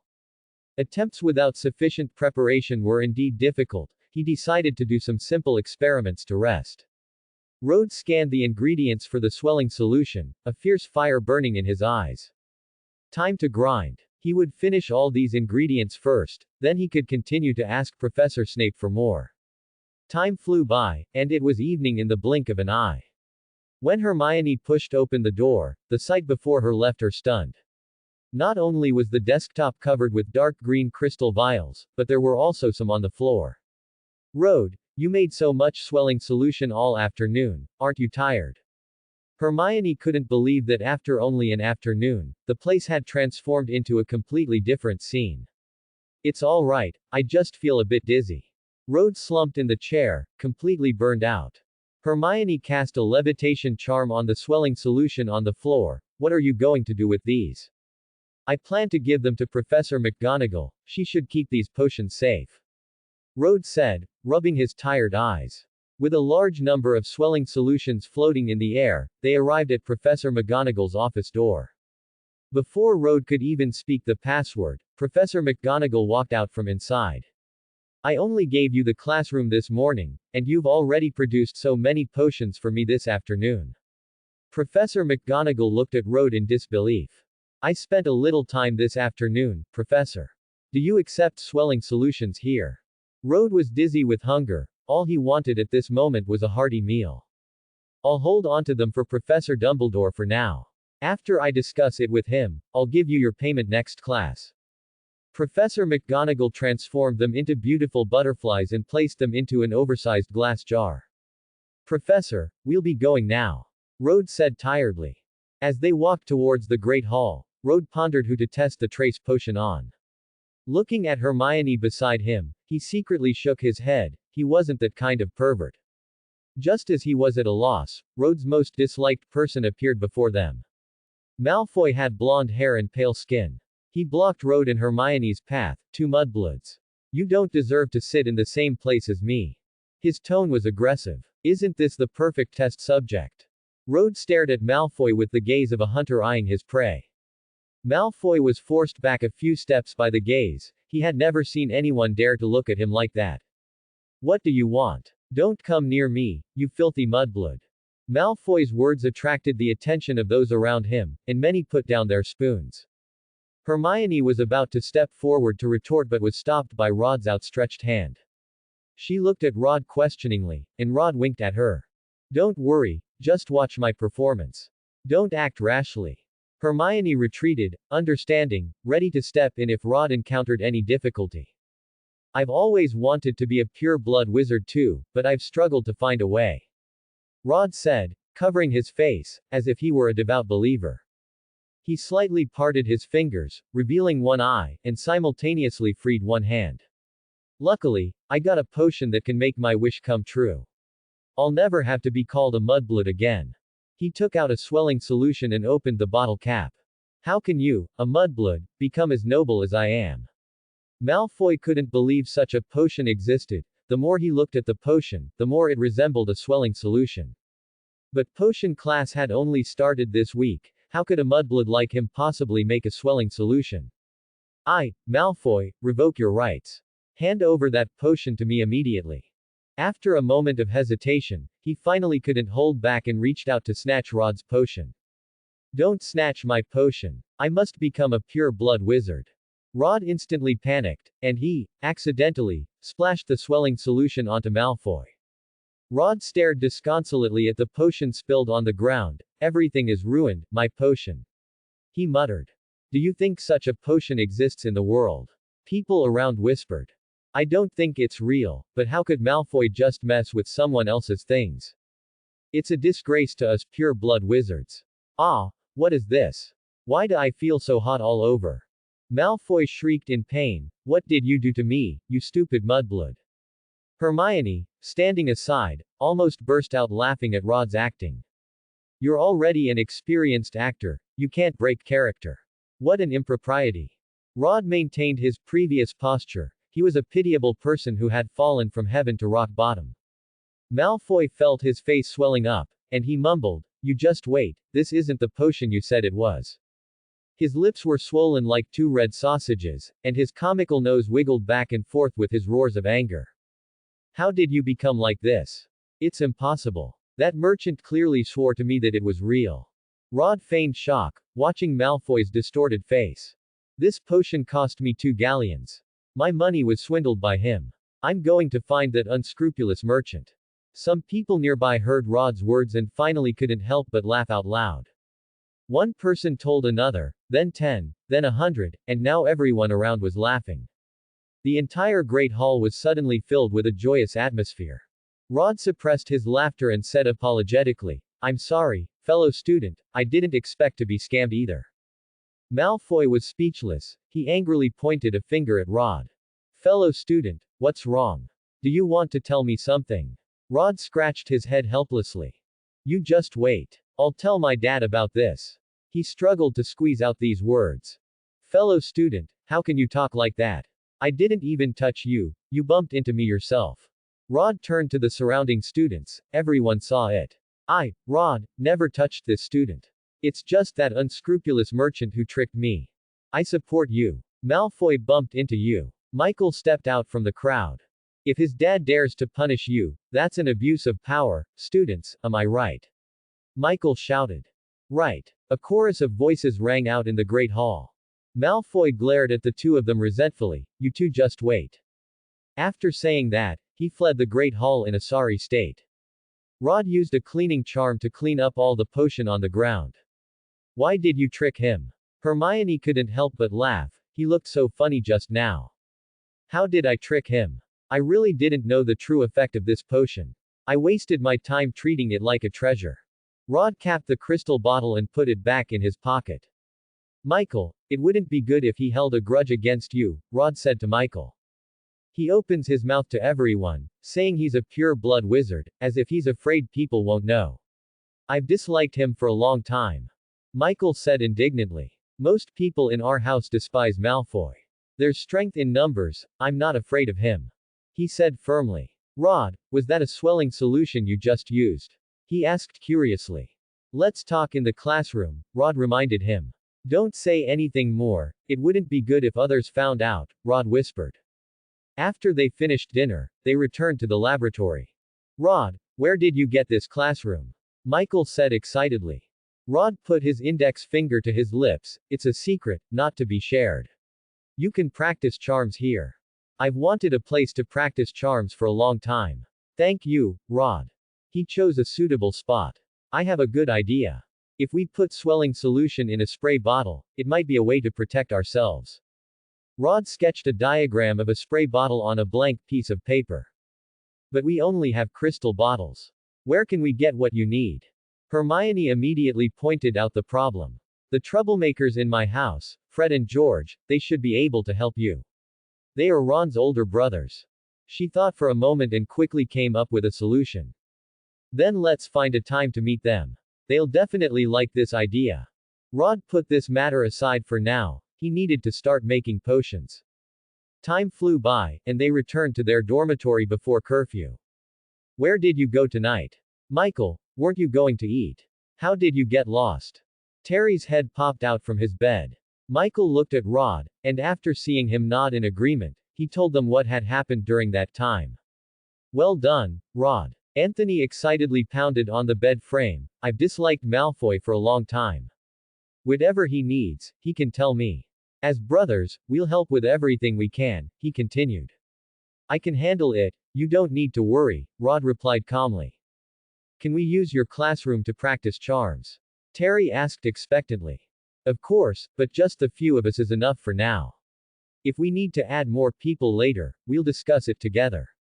Long live the dorm leader. They cheered. When did I become the dorm leader? You never told me, Rod said, utterly confused. Just now. Don't worry, we'll handle all your duties. You just teach us in your spare time. Michael stepped forward and said. No problem then. It's right for students to help each other. You come and help me test the effect of this potion. Rod took out a trace potion from his robe's inner pocket. This won't have any side effects, will it? Michael hesitated slightly. Don't worry, this is a potion I crafted with great care. I guarantee no side effects. Rod carefully dripped the potion onto Michael's arm.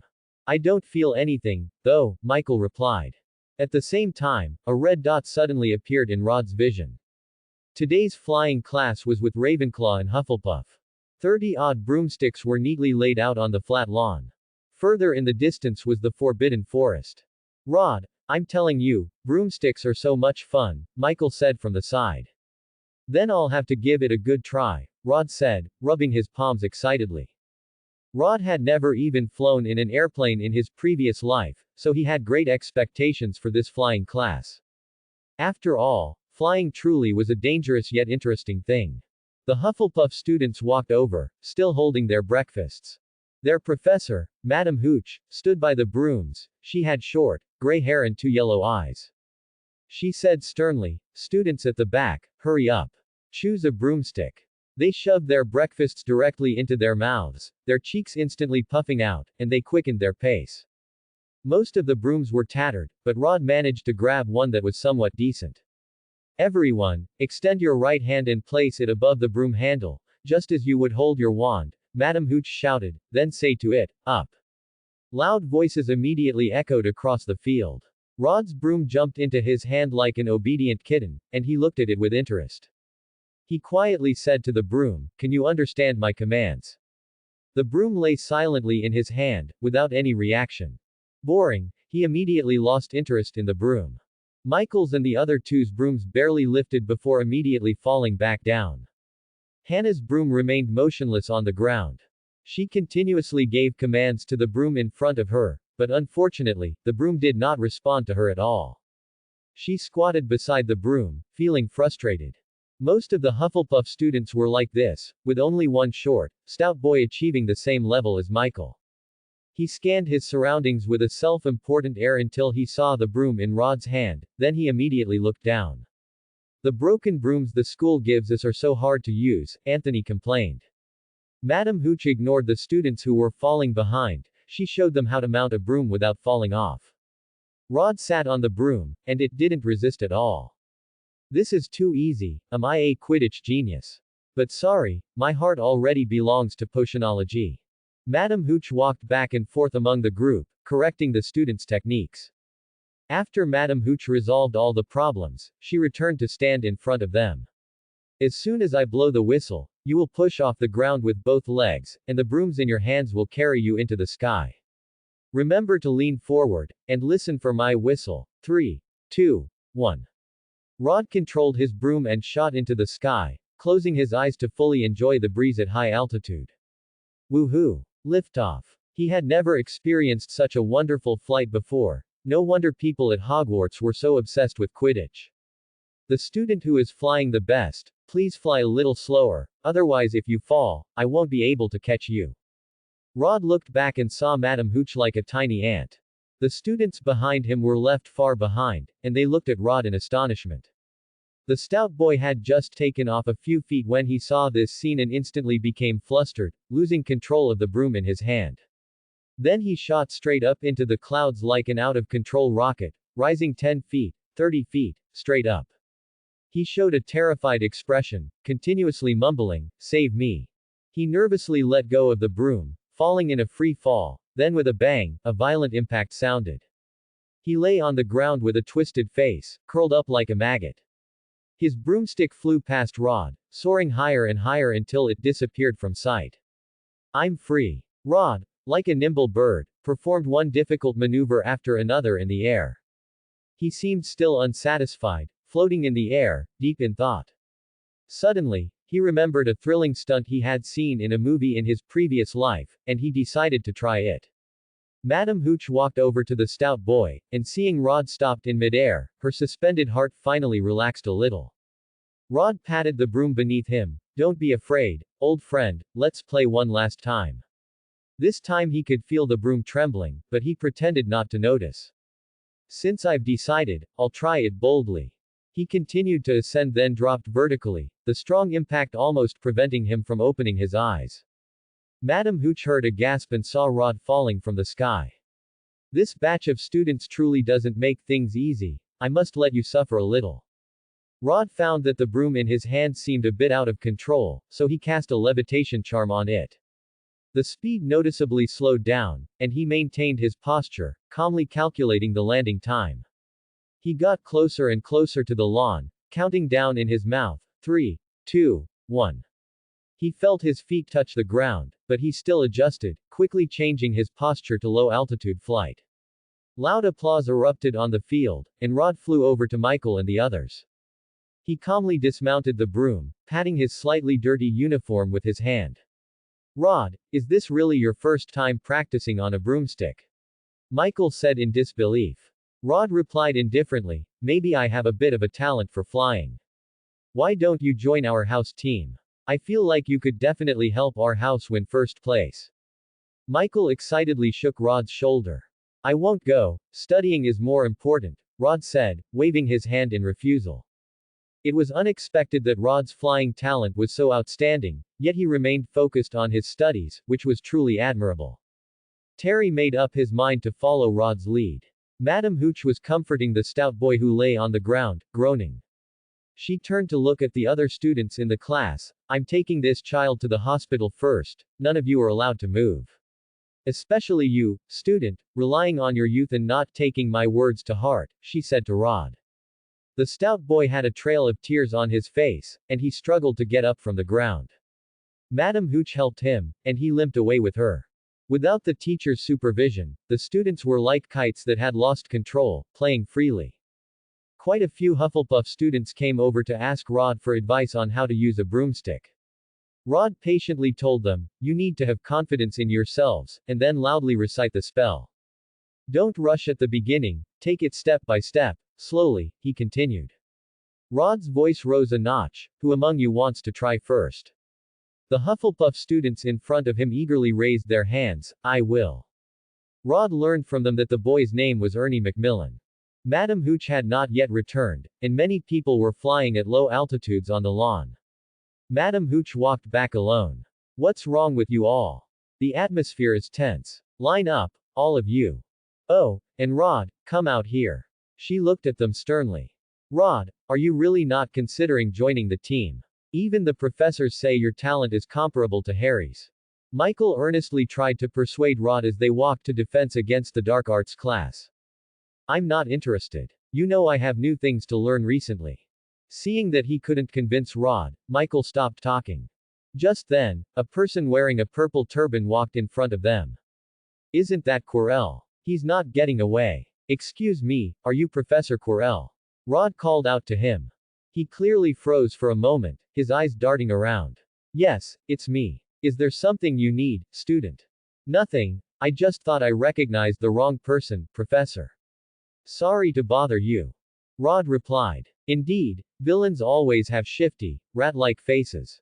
Quirrell stammered, "It's nothing, student. I'll be going now, and you two should hurry to class as well." After saying that, he scurried away like a rat. "How do you know Professor Quirrell?" "We don't even know him, only that he's timid," Terry asked curiously. Rod said profoundly, "I can smell him. This dangerous individual lurking in Hogwarts. I will expose you one day." Quirrell's lecture quality matched his earlier tone, soft and stammering. "Didn't you eat? Why is your voice so small, so faint?" Rod wished he could plug his ears to save himself from the mental torture. Most of the students were slacking off, their heads on their desks, but he seemed oblivious. He mechanically went through the motions of teaching, only to complete his job, devoid of any emotion. When class ended, he seemed eager to escape back to his sewer. Rod seized the moment to grab him.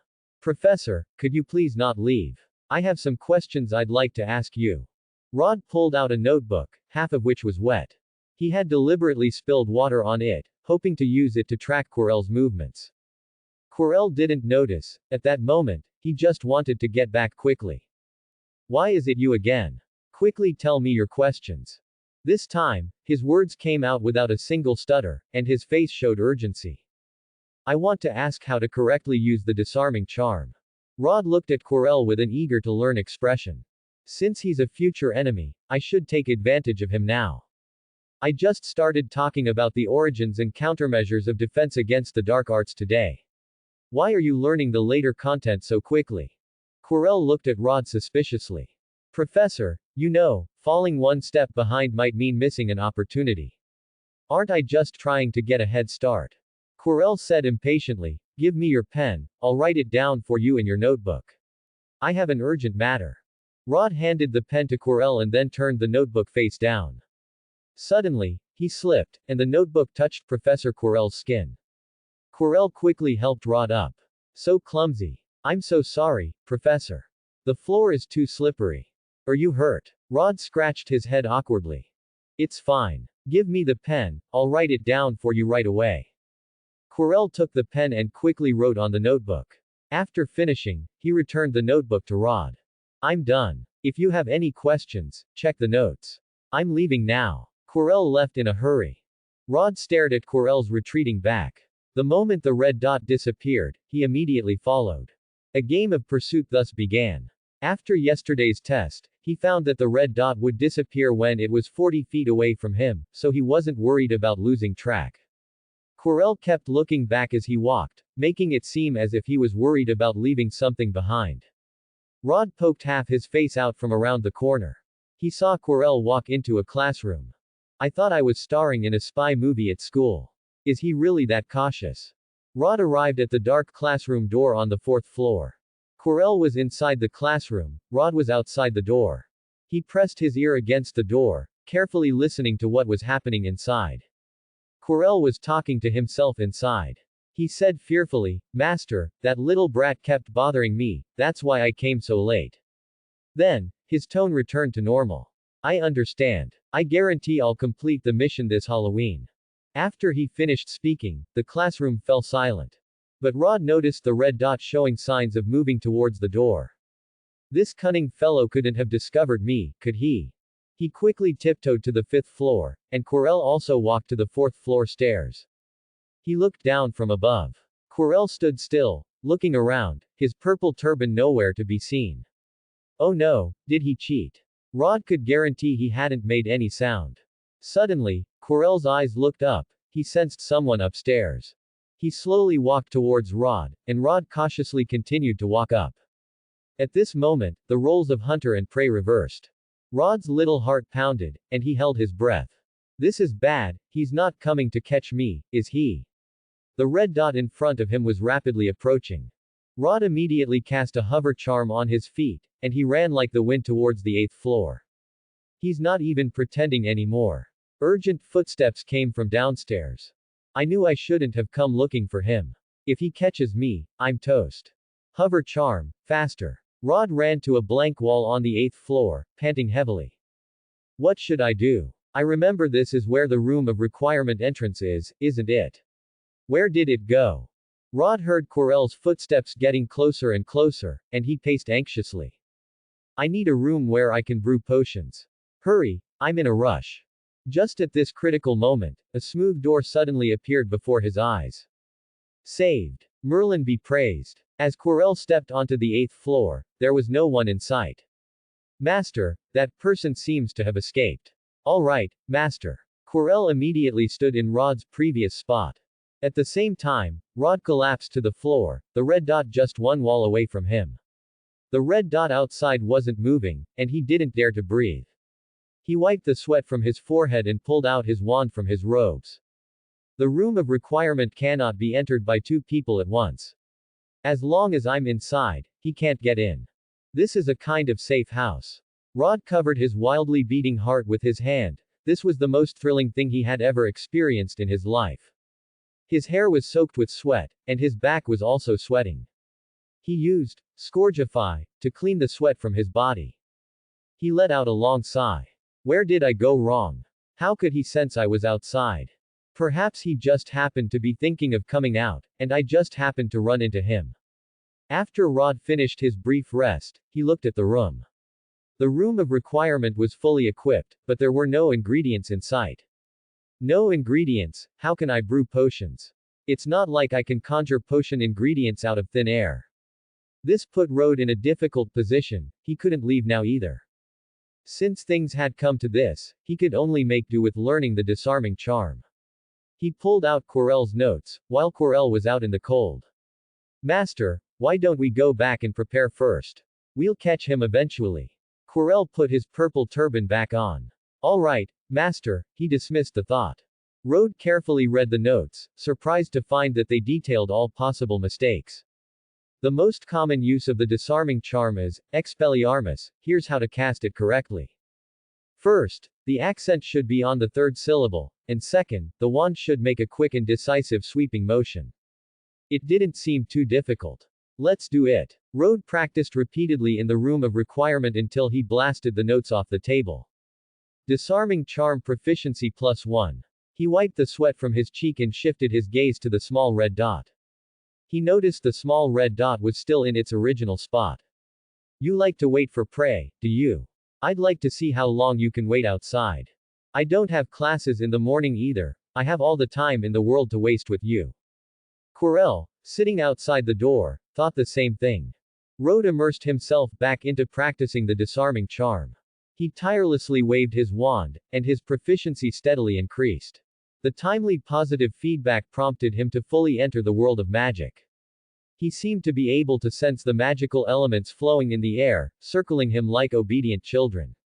He felt the magic within his body gushing forth, as if it was time for a glorious evolution. However, this situation only lasted for a while before disappearing, but Rode got what he wanted. He had practiced spells for 4 hours, and the magic in his body was almost depleted. He sat on a chair to rest, covered in sweat, and used Scourgify to remove the dirt and sweat. He estimated it should be around 6 in the morning now, and the small red dot on the screen finally started to move. At dawn, Quirrell suddenly left, quickening his pace. Rode only emerged from the room of requirement after the small red dot completely disappeared. Golden light shone on his resolute face, and a smile appeared at the corner of his mouth. Voldemort is nothing more than this. No matter how strong your perception is, it can't compare to my trace potion. Then he immediately reacted, wanting to go back to the room of requirement. He wouldn't have left on purpose, trying to lure me out, would he? Forget it, I'll take it one step at a time. I don't believe he has another trick up his sleeve. Spells. Levitation charm mastered, disarming charm mastered. Potions. Swelling solution 19/100ths, which sharpening potion 1/100th. The creator's notes have recorded 3 unknown potions. 3 more potions are needed for the next reward. Rode quickly walked back to his dormitory. His roommates were still sound asleep in their beds. He quietly returned to his own bed. Rode, where were you last night? Rode was groggily shaken awake. Nowhere, just in the lab researching potions. What time is it now? My head is still a bit dizzy, Rode said, clutching his muddled brain. It's already midday. The sun is practically burning your butt, and you're still not up. But it's good that you're okay.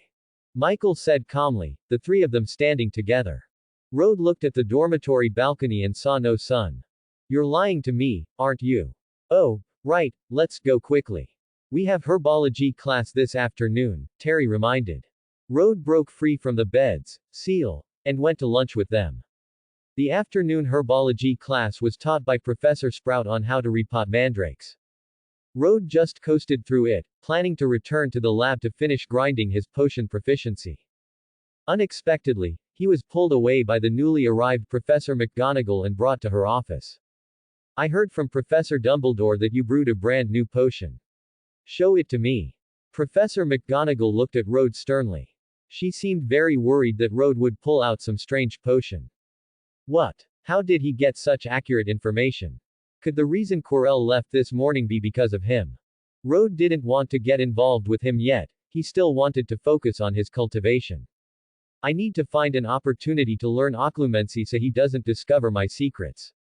I call it the all-seeing eye, Rode said calmly, taking out the trace potion, his last remaining stock.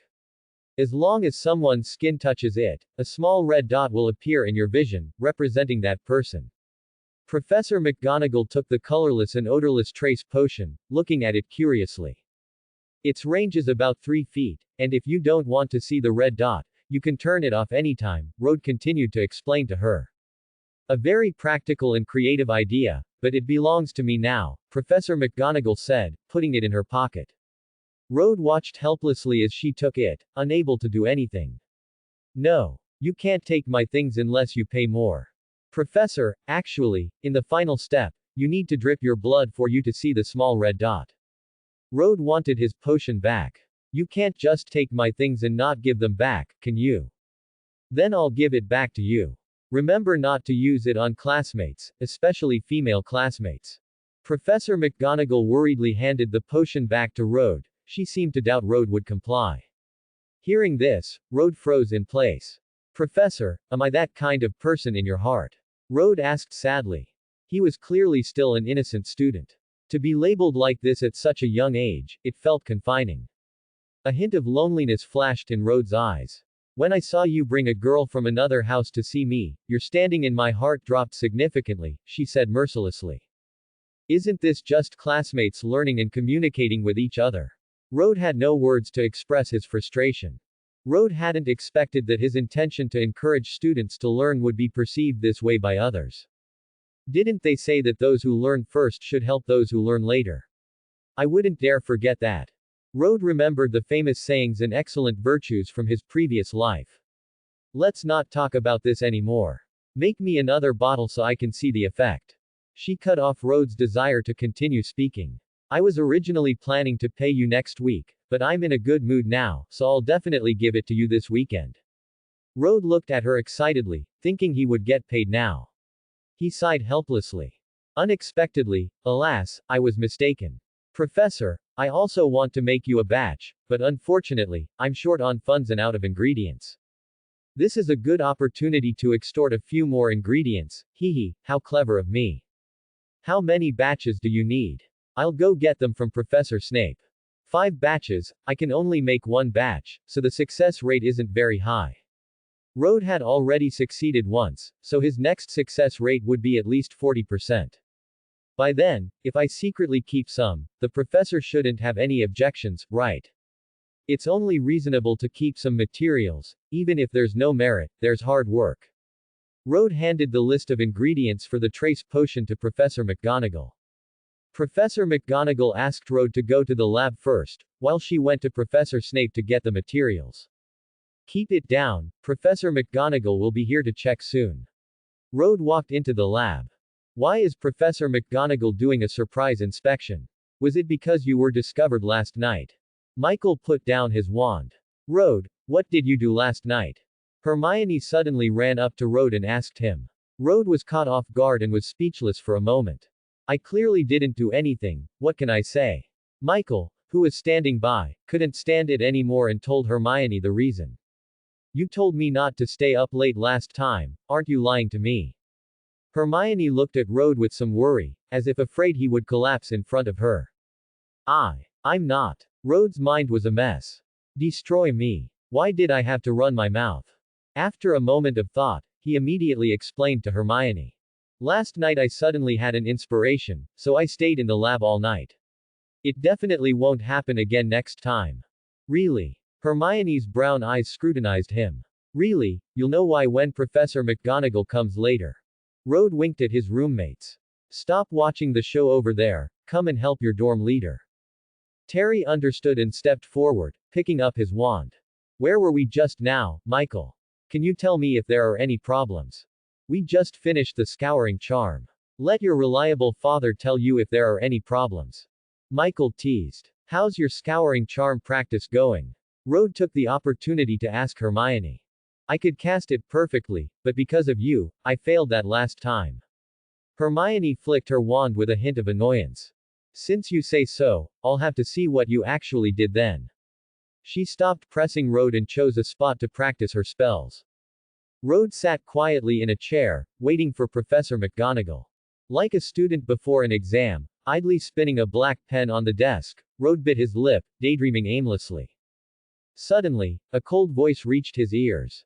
I knew you little scoundrel, stealing my materials yesterday meant no good. Why does this voice sound so familiar? Could it be? As Rhodes looked up, he saw Professor Snape and Professor McGonagall walk into the lab. Professor Snape, you're here too. Rhodes lowered his head to admit his mistake. Didn't they say only Professor McGonagall was coming? Are they messing with me? I came to see what Dumbledore's so-called genius boy looks like. HMPH, turns out he's nothing special. Professor Snape said mercilessly. So you have so many classmates studying with you. The atmosphere here is quite good. His cold gaze swept across the room. Professor Snape and Professor McGonagall, hello. Hermione and the others greeted them. Professor McGonagall nodded in satisfaction. You all continue practicing. Our main purpose in coming here is to find Rhodes. Michael secretly gave Rhodes a thumbs up. Rhodes is truly a mountain I can never hope to reach in this lifetime. After Professor McGonagall handed the materials to Rhodes, she guided Hermione and the others in their studies. Professor Snape naturally stood beside Rhodes, staring intently at the movements of Rhodes' hands. Don't look at me like that, the pressure is immense. Rhodes was back to his days at Snape's house. What is Aragog's silk used for? Why do I have to answer questions while making potions? This isn't a classroom. Rhodes grumbled inwardly. Its main purpose is its tracking ability. The moment prey steps onto the web, they cannot escape. As long as they are on the web, the spiders can sense their location. I was drawn to this ability of theirs, and then I suddenly came up with the idea for this potion. Road operated methodically while answering coherently. Snape nodded in satisfaction, then why add blood at the end? That's to identify the user. If you don't even know who the user is, wouldn't it be chaos? Then why does the final solution appear colorless? He asked the last question. Perhaps it's due to its properties, making it difficult for others to detect, Road guessed. The solution in the cauldron was bright red, and he immediately reminded Professor Snape. Professor, you can drop the blood in now. Road had forgotten his promise to Professor McGonagall. Snape quickly dropped the blood into the cauldron, and he watched in astonishment as the solution turned colorless. Such a magical phenomenon. Snape's lips curved slightly, and he put the 3 potions into his pocket. Time quietly passed, and Road's roommates had other activities, so they left first. Road calmed down and continued to make the tracking potion. He only failed once in the first 4 attempts. He kept one for himself and gave another to Professor McGonagall. This was the 5th experiment, and night had already fallen. Professor McGonagall made an exception and allowed Hermione to stay in the lab.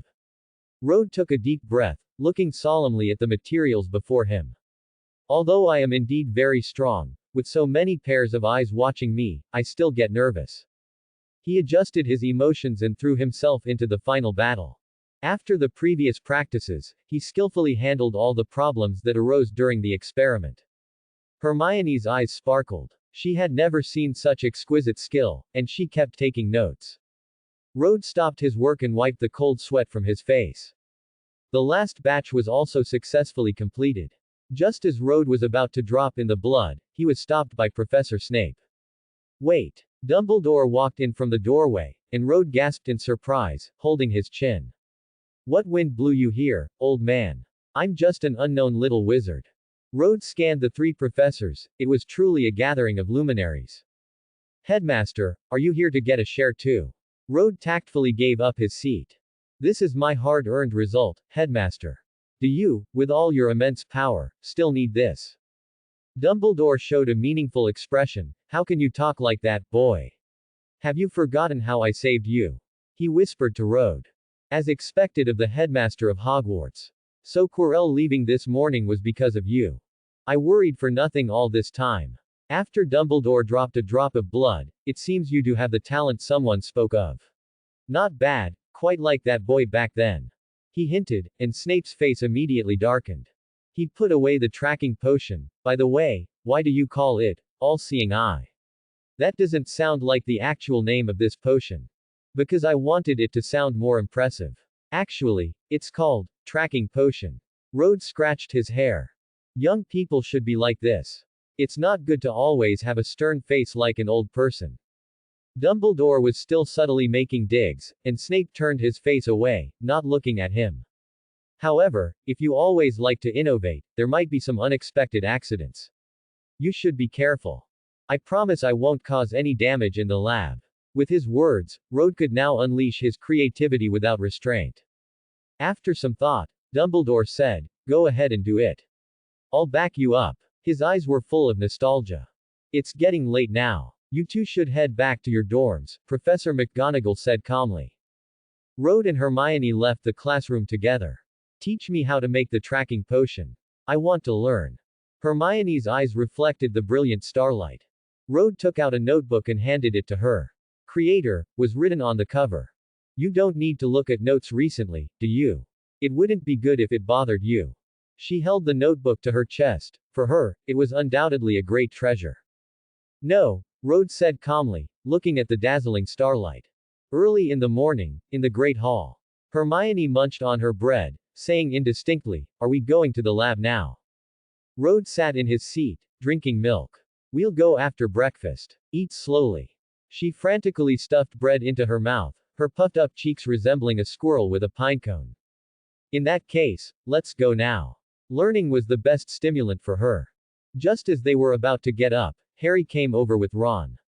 Road, where are you two going? Do you want to play Quidditch with us? Harry greeted Road. His eyes seemed to blaze with fire. I heard Professor Snape say you could easily control a flying broomstick in your first class. I want to spar with you. We're going to the library.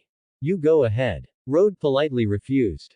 I am the man who will defeat Lord Voldemort. I don't have enough time, so don't disturb me. The fire in Harry's eyes gradually extinguished. All right, then are you free this afternoon? He didn't understand why Rode didn't relax on the weekend. Definitely next time. I plan to spend the whole day in the library, and it's not my entertainment time yet. Rode instinctively looked at his wrist. Where's my watch? In his previous life, his favorite thing was to set a time limit for himself and complete tasks within that time. It seems I need to find something to hold it. A time turner would be good. Rode, what are you looking at? Hermione asked, puzzled.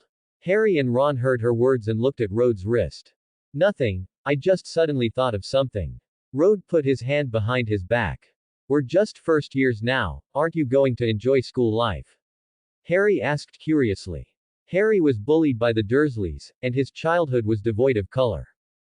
After arriving at school, without them around, Harry gradually let loose. You need to know that learning is something that accompanies us throughout our lives. If you waste 10 minutes today, accumulated over time, it will be a year. Rode said earnestly. Think carefully about how much time you've wasted. School is for us to learn, not to play. He continued. Get to work. With more effort, I won't have to be so tired. Harry carefully considered his daily routine over the past few days in his mind. Aside from classes, he spent the rest of his time playing Quidditch. A wave of guilt washed over him instantly. What had he done? He said, looking ashamed, you're right, I should be studying, not wasting time. But I've already made plans with my friends. If I break the agreement abruptly, wouldn't that be bad? He subconsciously pushed his round glasses up his nose. Rode patted him on the shoulder. It's all right, you go today, but you need to keep this concept in mind. Harry said gratefully, thank you, Rode, I understand. This afternoon, can I go to the library with you? He looked at Rode nervously. We welcome every student who loves learning. Rode nodded. Another classmate helped back onto the right path. I will not forget that mantra. Harry hesitated. Rode, Professor Snape's homework, could you let me take a look? Didn't I just tell you, and the next second you're asking me for something like this? Rode gave a helpless smile. You're not planning to just copy mine, are you? Harry excitedly shook his hand, completely forgetting his friend Ron. Only then did he realize, but Ron looked displeased, and he stammered, unsure what to say. Rode understood Harry's predicament with a glance and looked at Ron. Ron, are you going with Harry? He might not be comfortable alone. He said calmly. Harry cooperated with a nod. Come with me, you know I might not fit in. All right, but I'm not sure if I can go this afternoon. Ron's grim expression gradually eased. Ron, do you have a little rat? Can you bring it for me to see this afternoon? I really love cute little animals. Rode's eyes sparkled, as if his words were absolutely true. Peter Pettigrew, I'm very fond of you. You actually know Scabbers. But Harry and I are going to play today, so I didn't bring him with me. Ron said with some surprise. This was given to him by his brother, and he remembered Rode had never seen Scabbers. Then I'll bring him this afternoon, but don't you dare hurt him. He felt his pocket and realized Scabbers wasn't there. He liked introducing Scabbers to others, he was his only pet. Rode, what kind of pet are you planning to get in the future? Hermione asked. Rode frowned, he hadn't thought about what he wanted. He originally thought that after learning to be an animagus, he wouldn't need a pet, and buying one in advance would just be trouble. He slowly said, I want to raise a dragon, not a ground-dwelling one.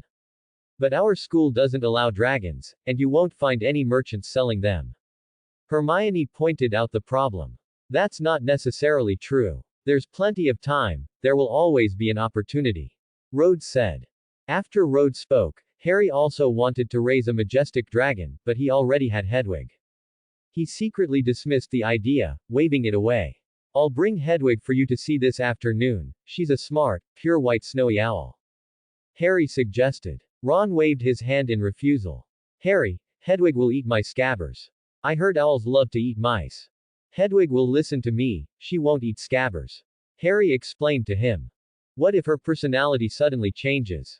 I wouldn't dare to gamble with Scabbers, life. Ron imagined the bloody scene of Scabbers being disemboweled by an owl and said in horror. All right then, when there's an opportunity, I'll bring Hedwig for Rode to see.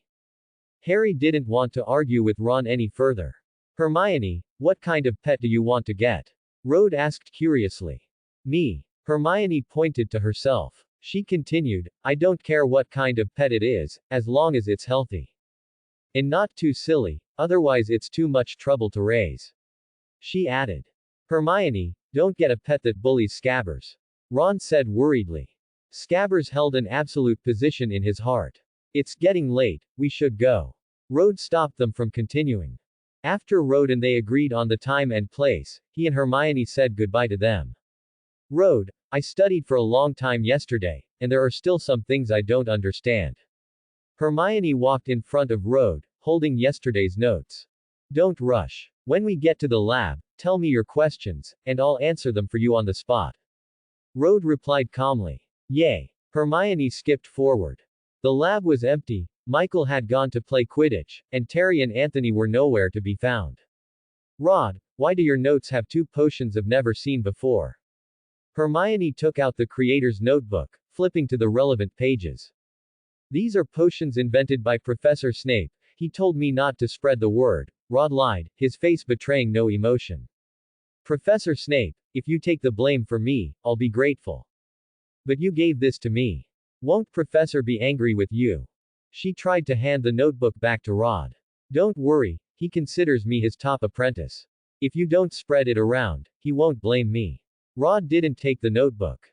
Don't worry. Set up your experimental equipment, and if you have any questions, ask me then. He led Hermione to the experimental bench, with some materials arranged behind them. Okay. Hermione held the notebook in her hand. She took out the experimental apparatus, then retrieved the ingredients for forgetfulness potion from behind. Rod had also prepared the ingredients for swelling solution, and they were ready. Time flew by, and it was afternoon. Michael and the others gradually arrived at the lab. The moment he walked in, he shouted to Rod. Rod, I almost beat Harry's team this morning. If you had been there, we definitely would have won. Rod placed the freshly made swelling solution into a crystal bottle. Don't shout. Next time, I'll definitely go with you all. I can't carry too many liabilities. If things go south, I'll act accordingly. Michael rubbed his ears, unable to believe Rod would say such a thing. Really? I didn't mishear, did I? Rod neatly arranged the potions on the table, then clapped the dust from his hands. Would I lie? I'm not chatting with you anymore, I need to go bring Harry and the others over. Michael swallowed. Harry is coming. Rod ignored him and looked at Hermione, who was sitting and reviewing her notes. Hermione, do you want to come along? Hermione put away her notebook and stood up. I'll go with you. Rod and Hermione arrived at the Great Hall, where he saw Harry and Ron chatting. Ron placed a gray rat on the crimson tablecloth, stroking it continuously with his hand. The rat lay obediently, enjoying Ron's attention. Harry, Ron, we're here. Didn't keep you waiting too long, did we? Rod waved to them. Harry and Ron immediately stood up upon hearing him. Harry said nonchalantly, we just got here too. You arrived at the perfect time. Ron held the rat in his hands. Rod, this is Scabbers, my pet. He excitedly introduced Scabbers to Rod. Do you know? Scabbers has lived for 12 years. Rod feigned a surprised expression. Can I hold him and see? I've never seen a rat live so long, it's truly a miracle of nature. Be careful not to disturb him. Ron carefully handed Scabbers to him. The moment Rod took Scabbers, the corner of his mouth involuntarily curved into a smile. Finally, you're in my hands, you fool Peter. Peter opened his eyes in confusion, finding himself in a stranger's hands. He immediately panicked, scurrying around in Rod's hands. Where is this? Who are you? Rod looked at Ron in confusion. He's. Ron stepped in front of Scabbers and soothed him. Scabbers, don't be scared. This is your new friend. Peter calmed down, secretly observing Rod with his eyes. Oh, it's just a child. I thought it was someone important. Rod meticulously examined Peter's features. It was an old, bald gray rat, missing a toe on its front paw. It looked sickly, as if it might die at any moment. I've marked you. You won't be able to escape from now on. Rod stroked his fur. Scabbers doesn't look very well. Is it because he hasn't been eating properly lately? He's always like this. I don't know how to make him feel better. Ron looked melancholic. He cared deeply about Scabbers. I have a bottle of an ancestral potion at home. Perhaps it could help him. Rod took out a dreamless sleep potion. The silver-blue luster captivated everyone's gaze, its mysterious color sparking their imagination. Peter looked fearfully at the potion in Rod's hand. Something's wrong, very wrong indeed. Hermione recognized the potion in his hand. She said curiously, I asked you for that last time, and you didn't take it out. Rod showed a subtle smile. Isn't it because I've met someone who needs it? I really can't bear to see Scabbers suffer. Peter looked at Rod's eerie smile, his body involuntarily trembling as he fearfully curled up. This isn't right, is it? Rod gently patted his fur, and his trembling intensified. Scabbers must be so happy to hear this news that he can't control himself, he sighed. I've never seen him like this. He might really like you. Ron leaned close to him, observing carefully. Peter sneezed. He tried to climb onto Ron's hand but was stopped by Rod. Does this person know my true identity? Scabbers is truly a cute rat, crawling all over my hand, Rod said against his conscience. Once I deal with Quirrell, you're next. I think so too, Ron echoed. Let's talk as we walk. Harry must be getting impatient. He walked behind Ron, grabbing Peter by the scruff of his neck. Peter struggled desperately, but after his resistance proved futile, he was carried by Rod, utterly resigned to his fate. Hermione led the way, and Harry walked up to Rod's side. He whispered, Rod, are there other people in that lab? Will they not welcome us?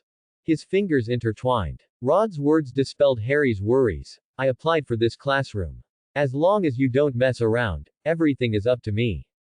That's wonderful. Harry looked at him gratefully. Soon after, they arrived at the lab. Michael and the others stood at the door, welcoming their arrival. Harry, you're here too. Harry shyly greeted them. Rod dismissed Michael and the others. What are you all doing standing outside? Come inside to talk. Harry looked curiously at everything inside. Can I try all of these? The tabletop was filled with Rod and Hermione's morning spoils. Rod placed Scabbers on the table. You can practice charms here, but for brewing potions, you need my permission. Harry and Ron nodded simultaneously. Ron looked worriedly at Scabbers. Rod, is your family's potion reliable? Absolutely reliable. If you don't believe me, just watch. He took out the dreamless sleep potion. This potion will make the drinker feel comfortable, but a side effect is drowsiness. Don't worry, this is normal. He opened the bottle cap. Ron, if it's okay, I'll pour a little first to see Scabbers' specific condition. Ron also wanted to see the potion's effects. Rod, remember to pour only a little. Don't be scared, Scabbers.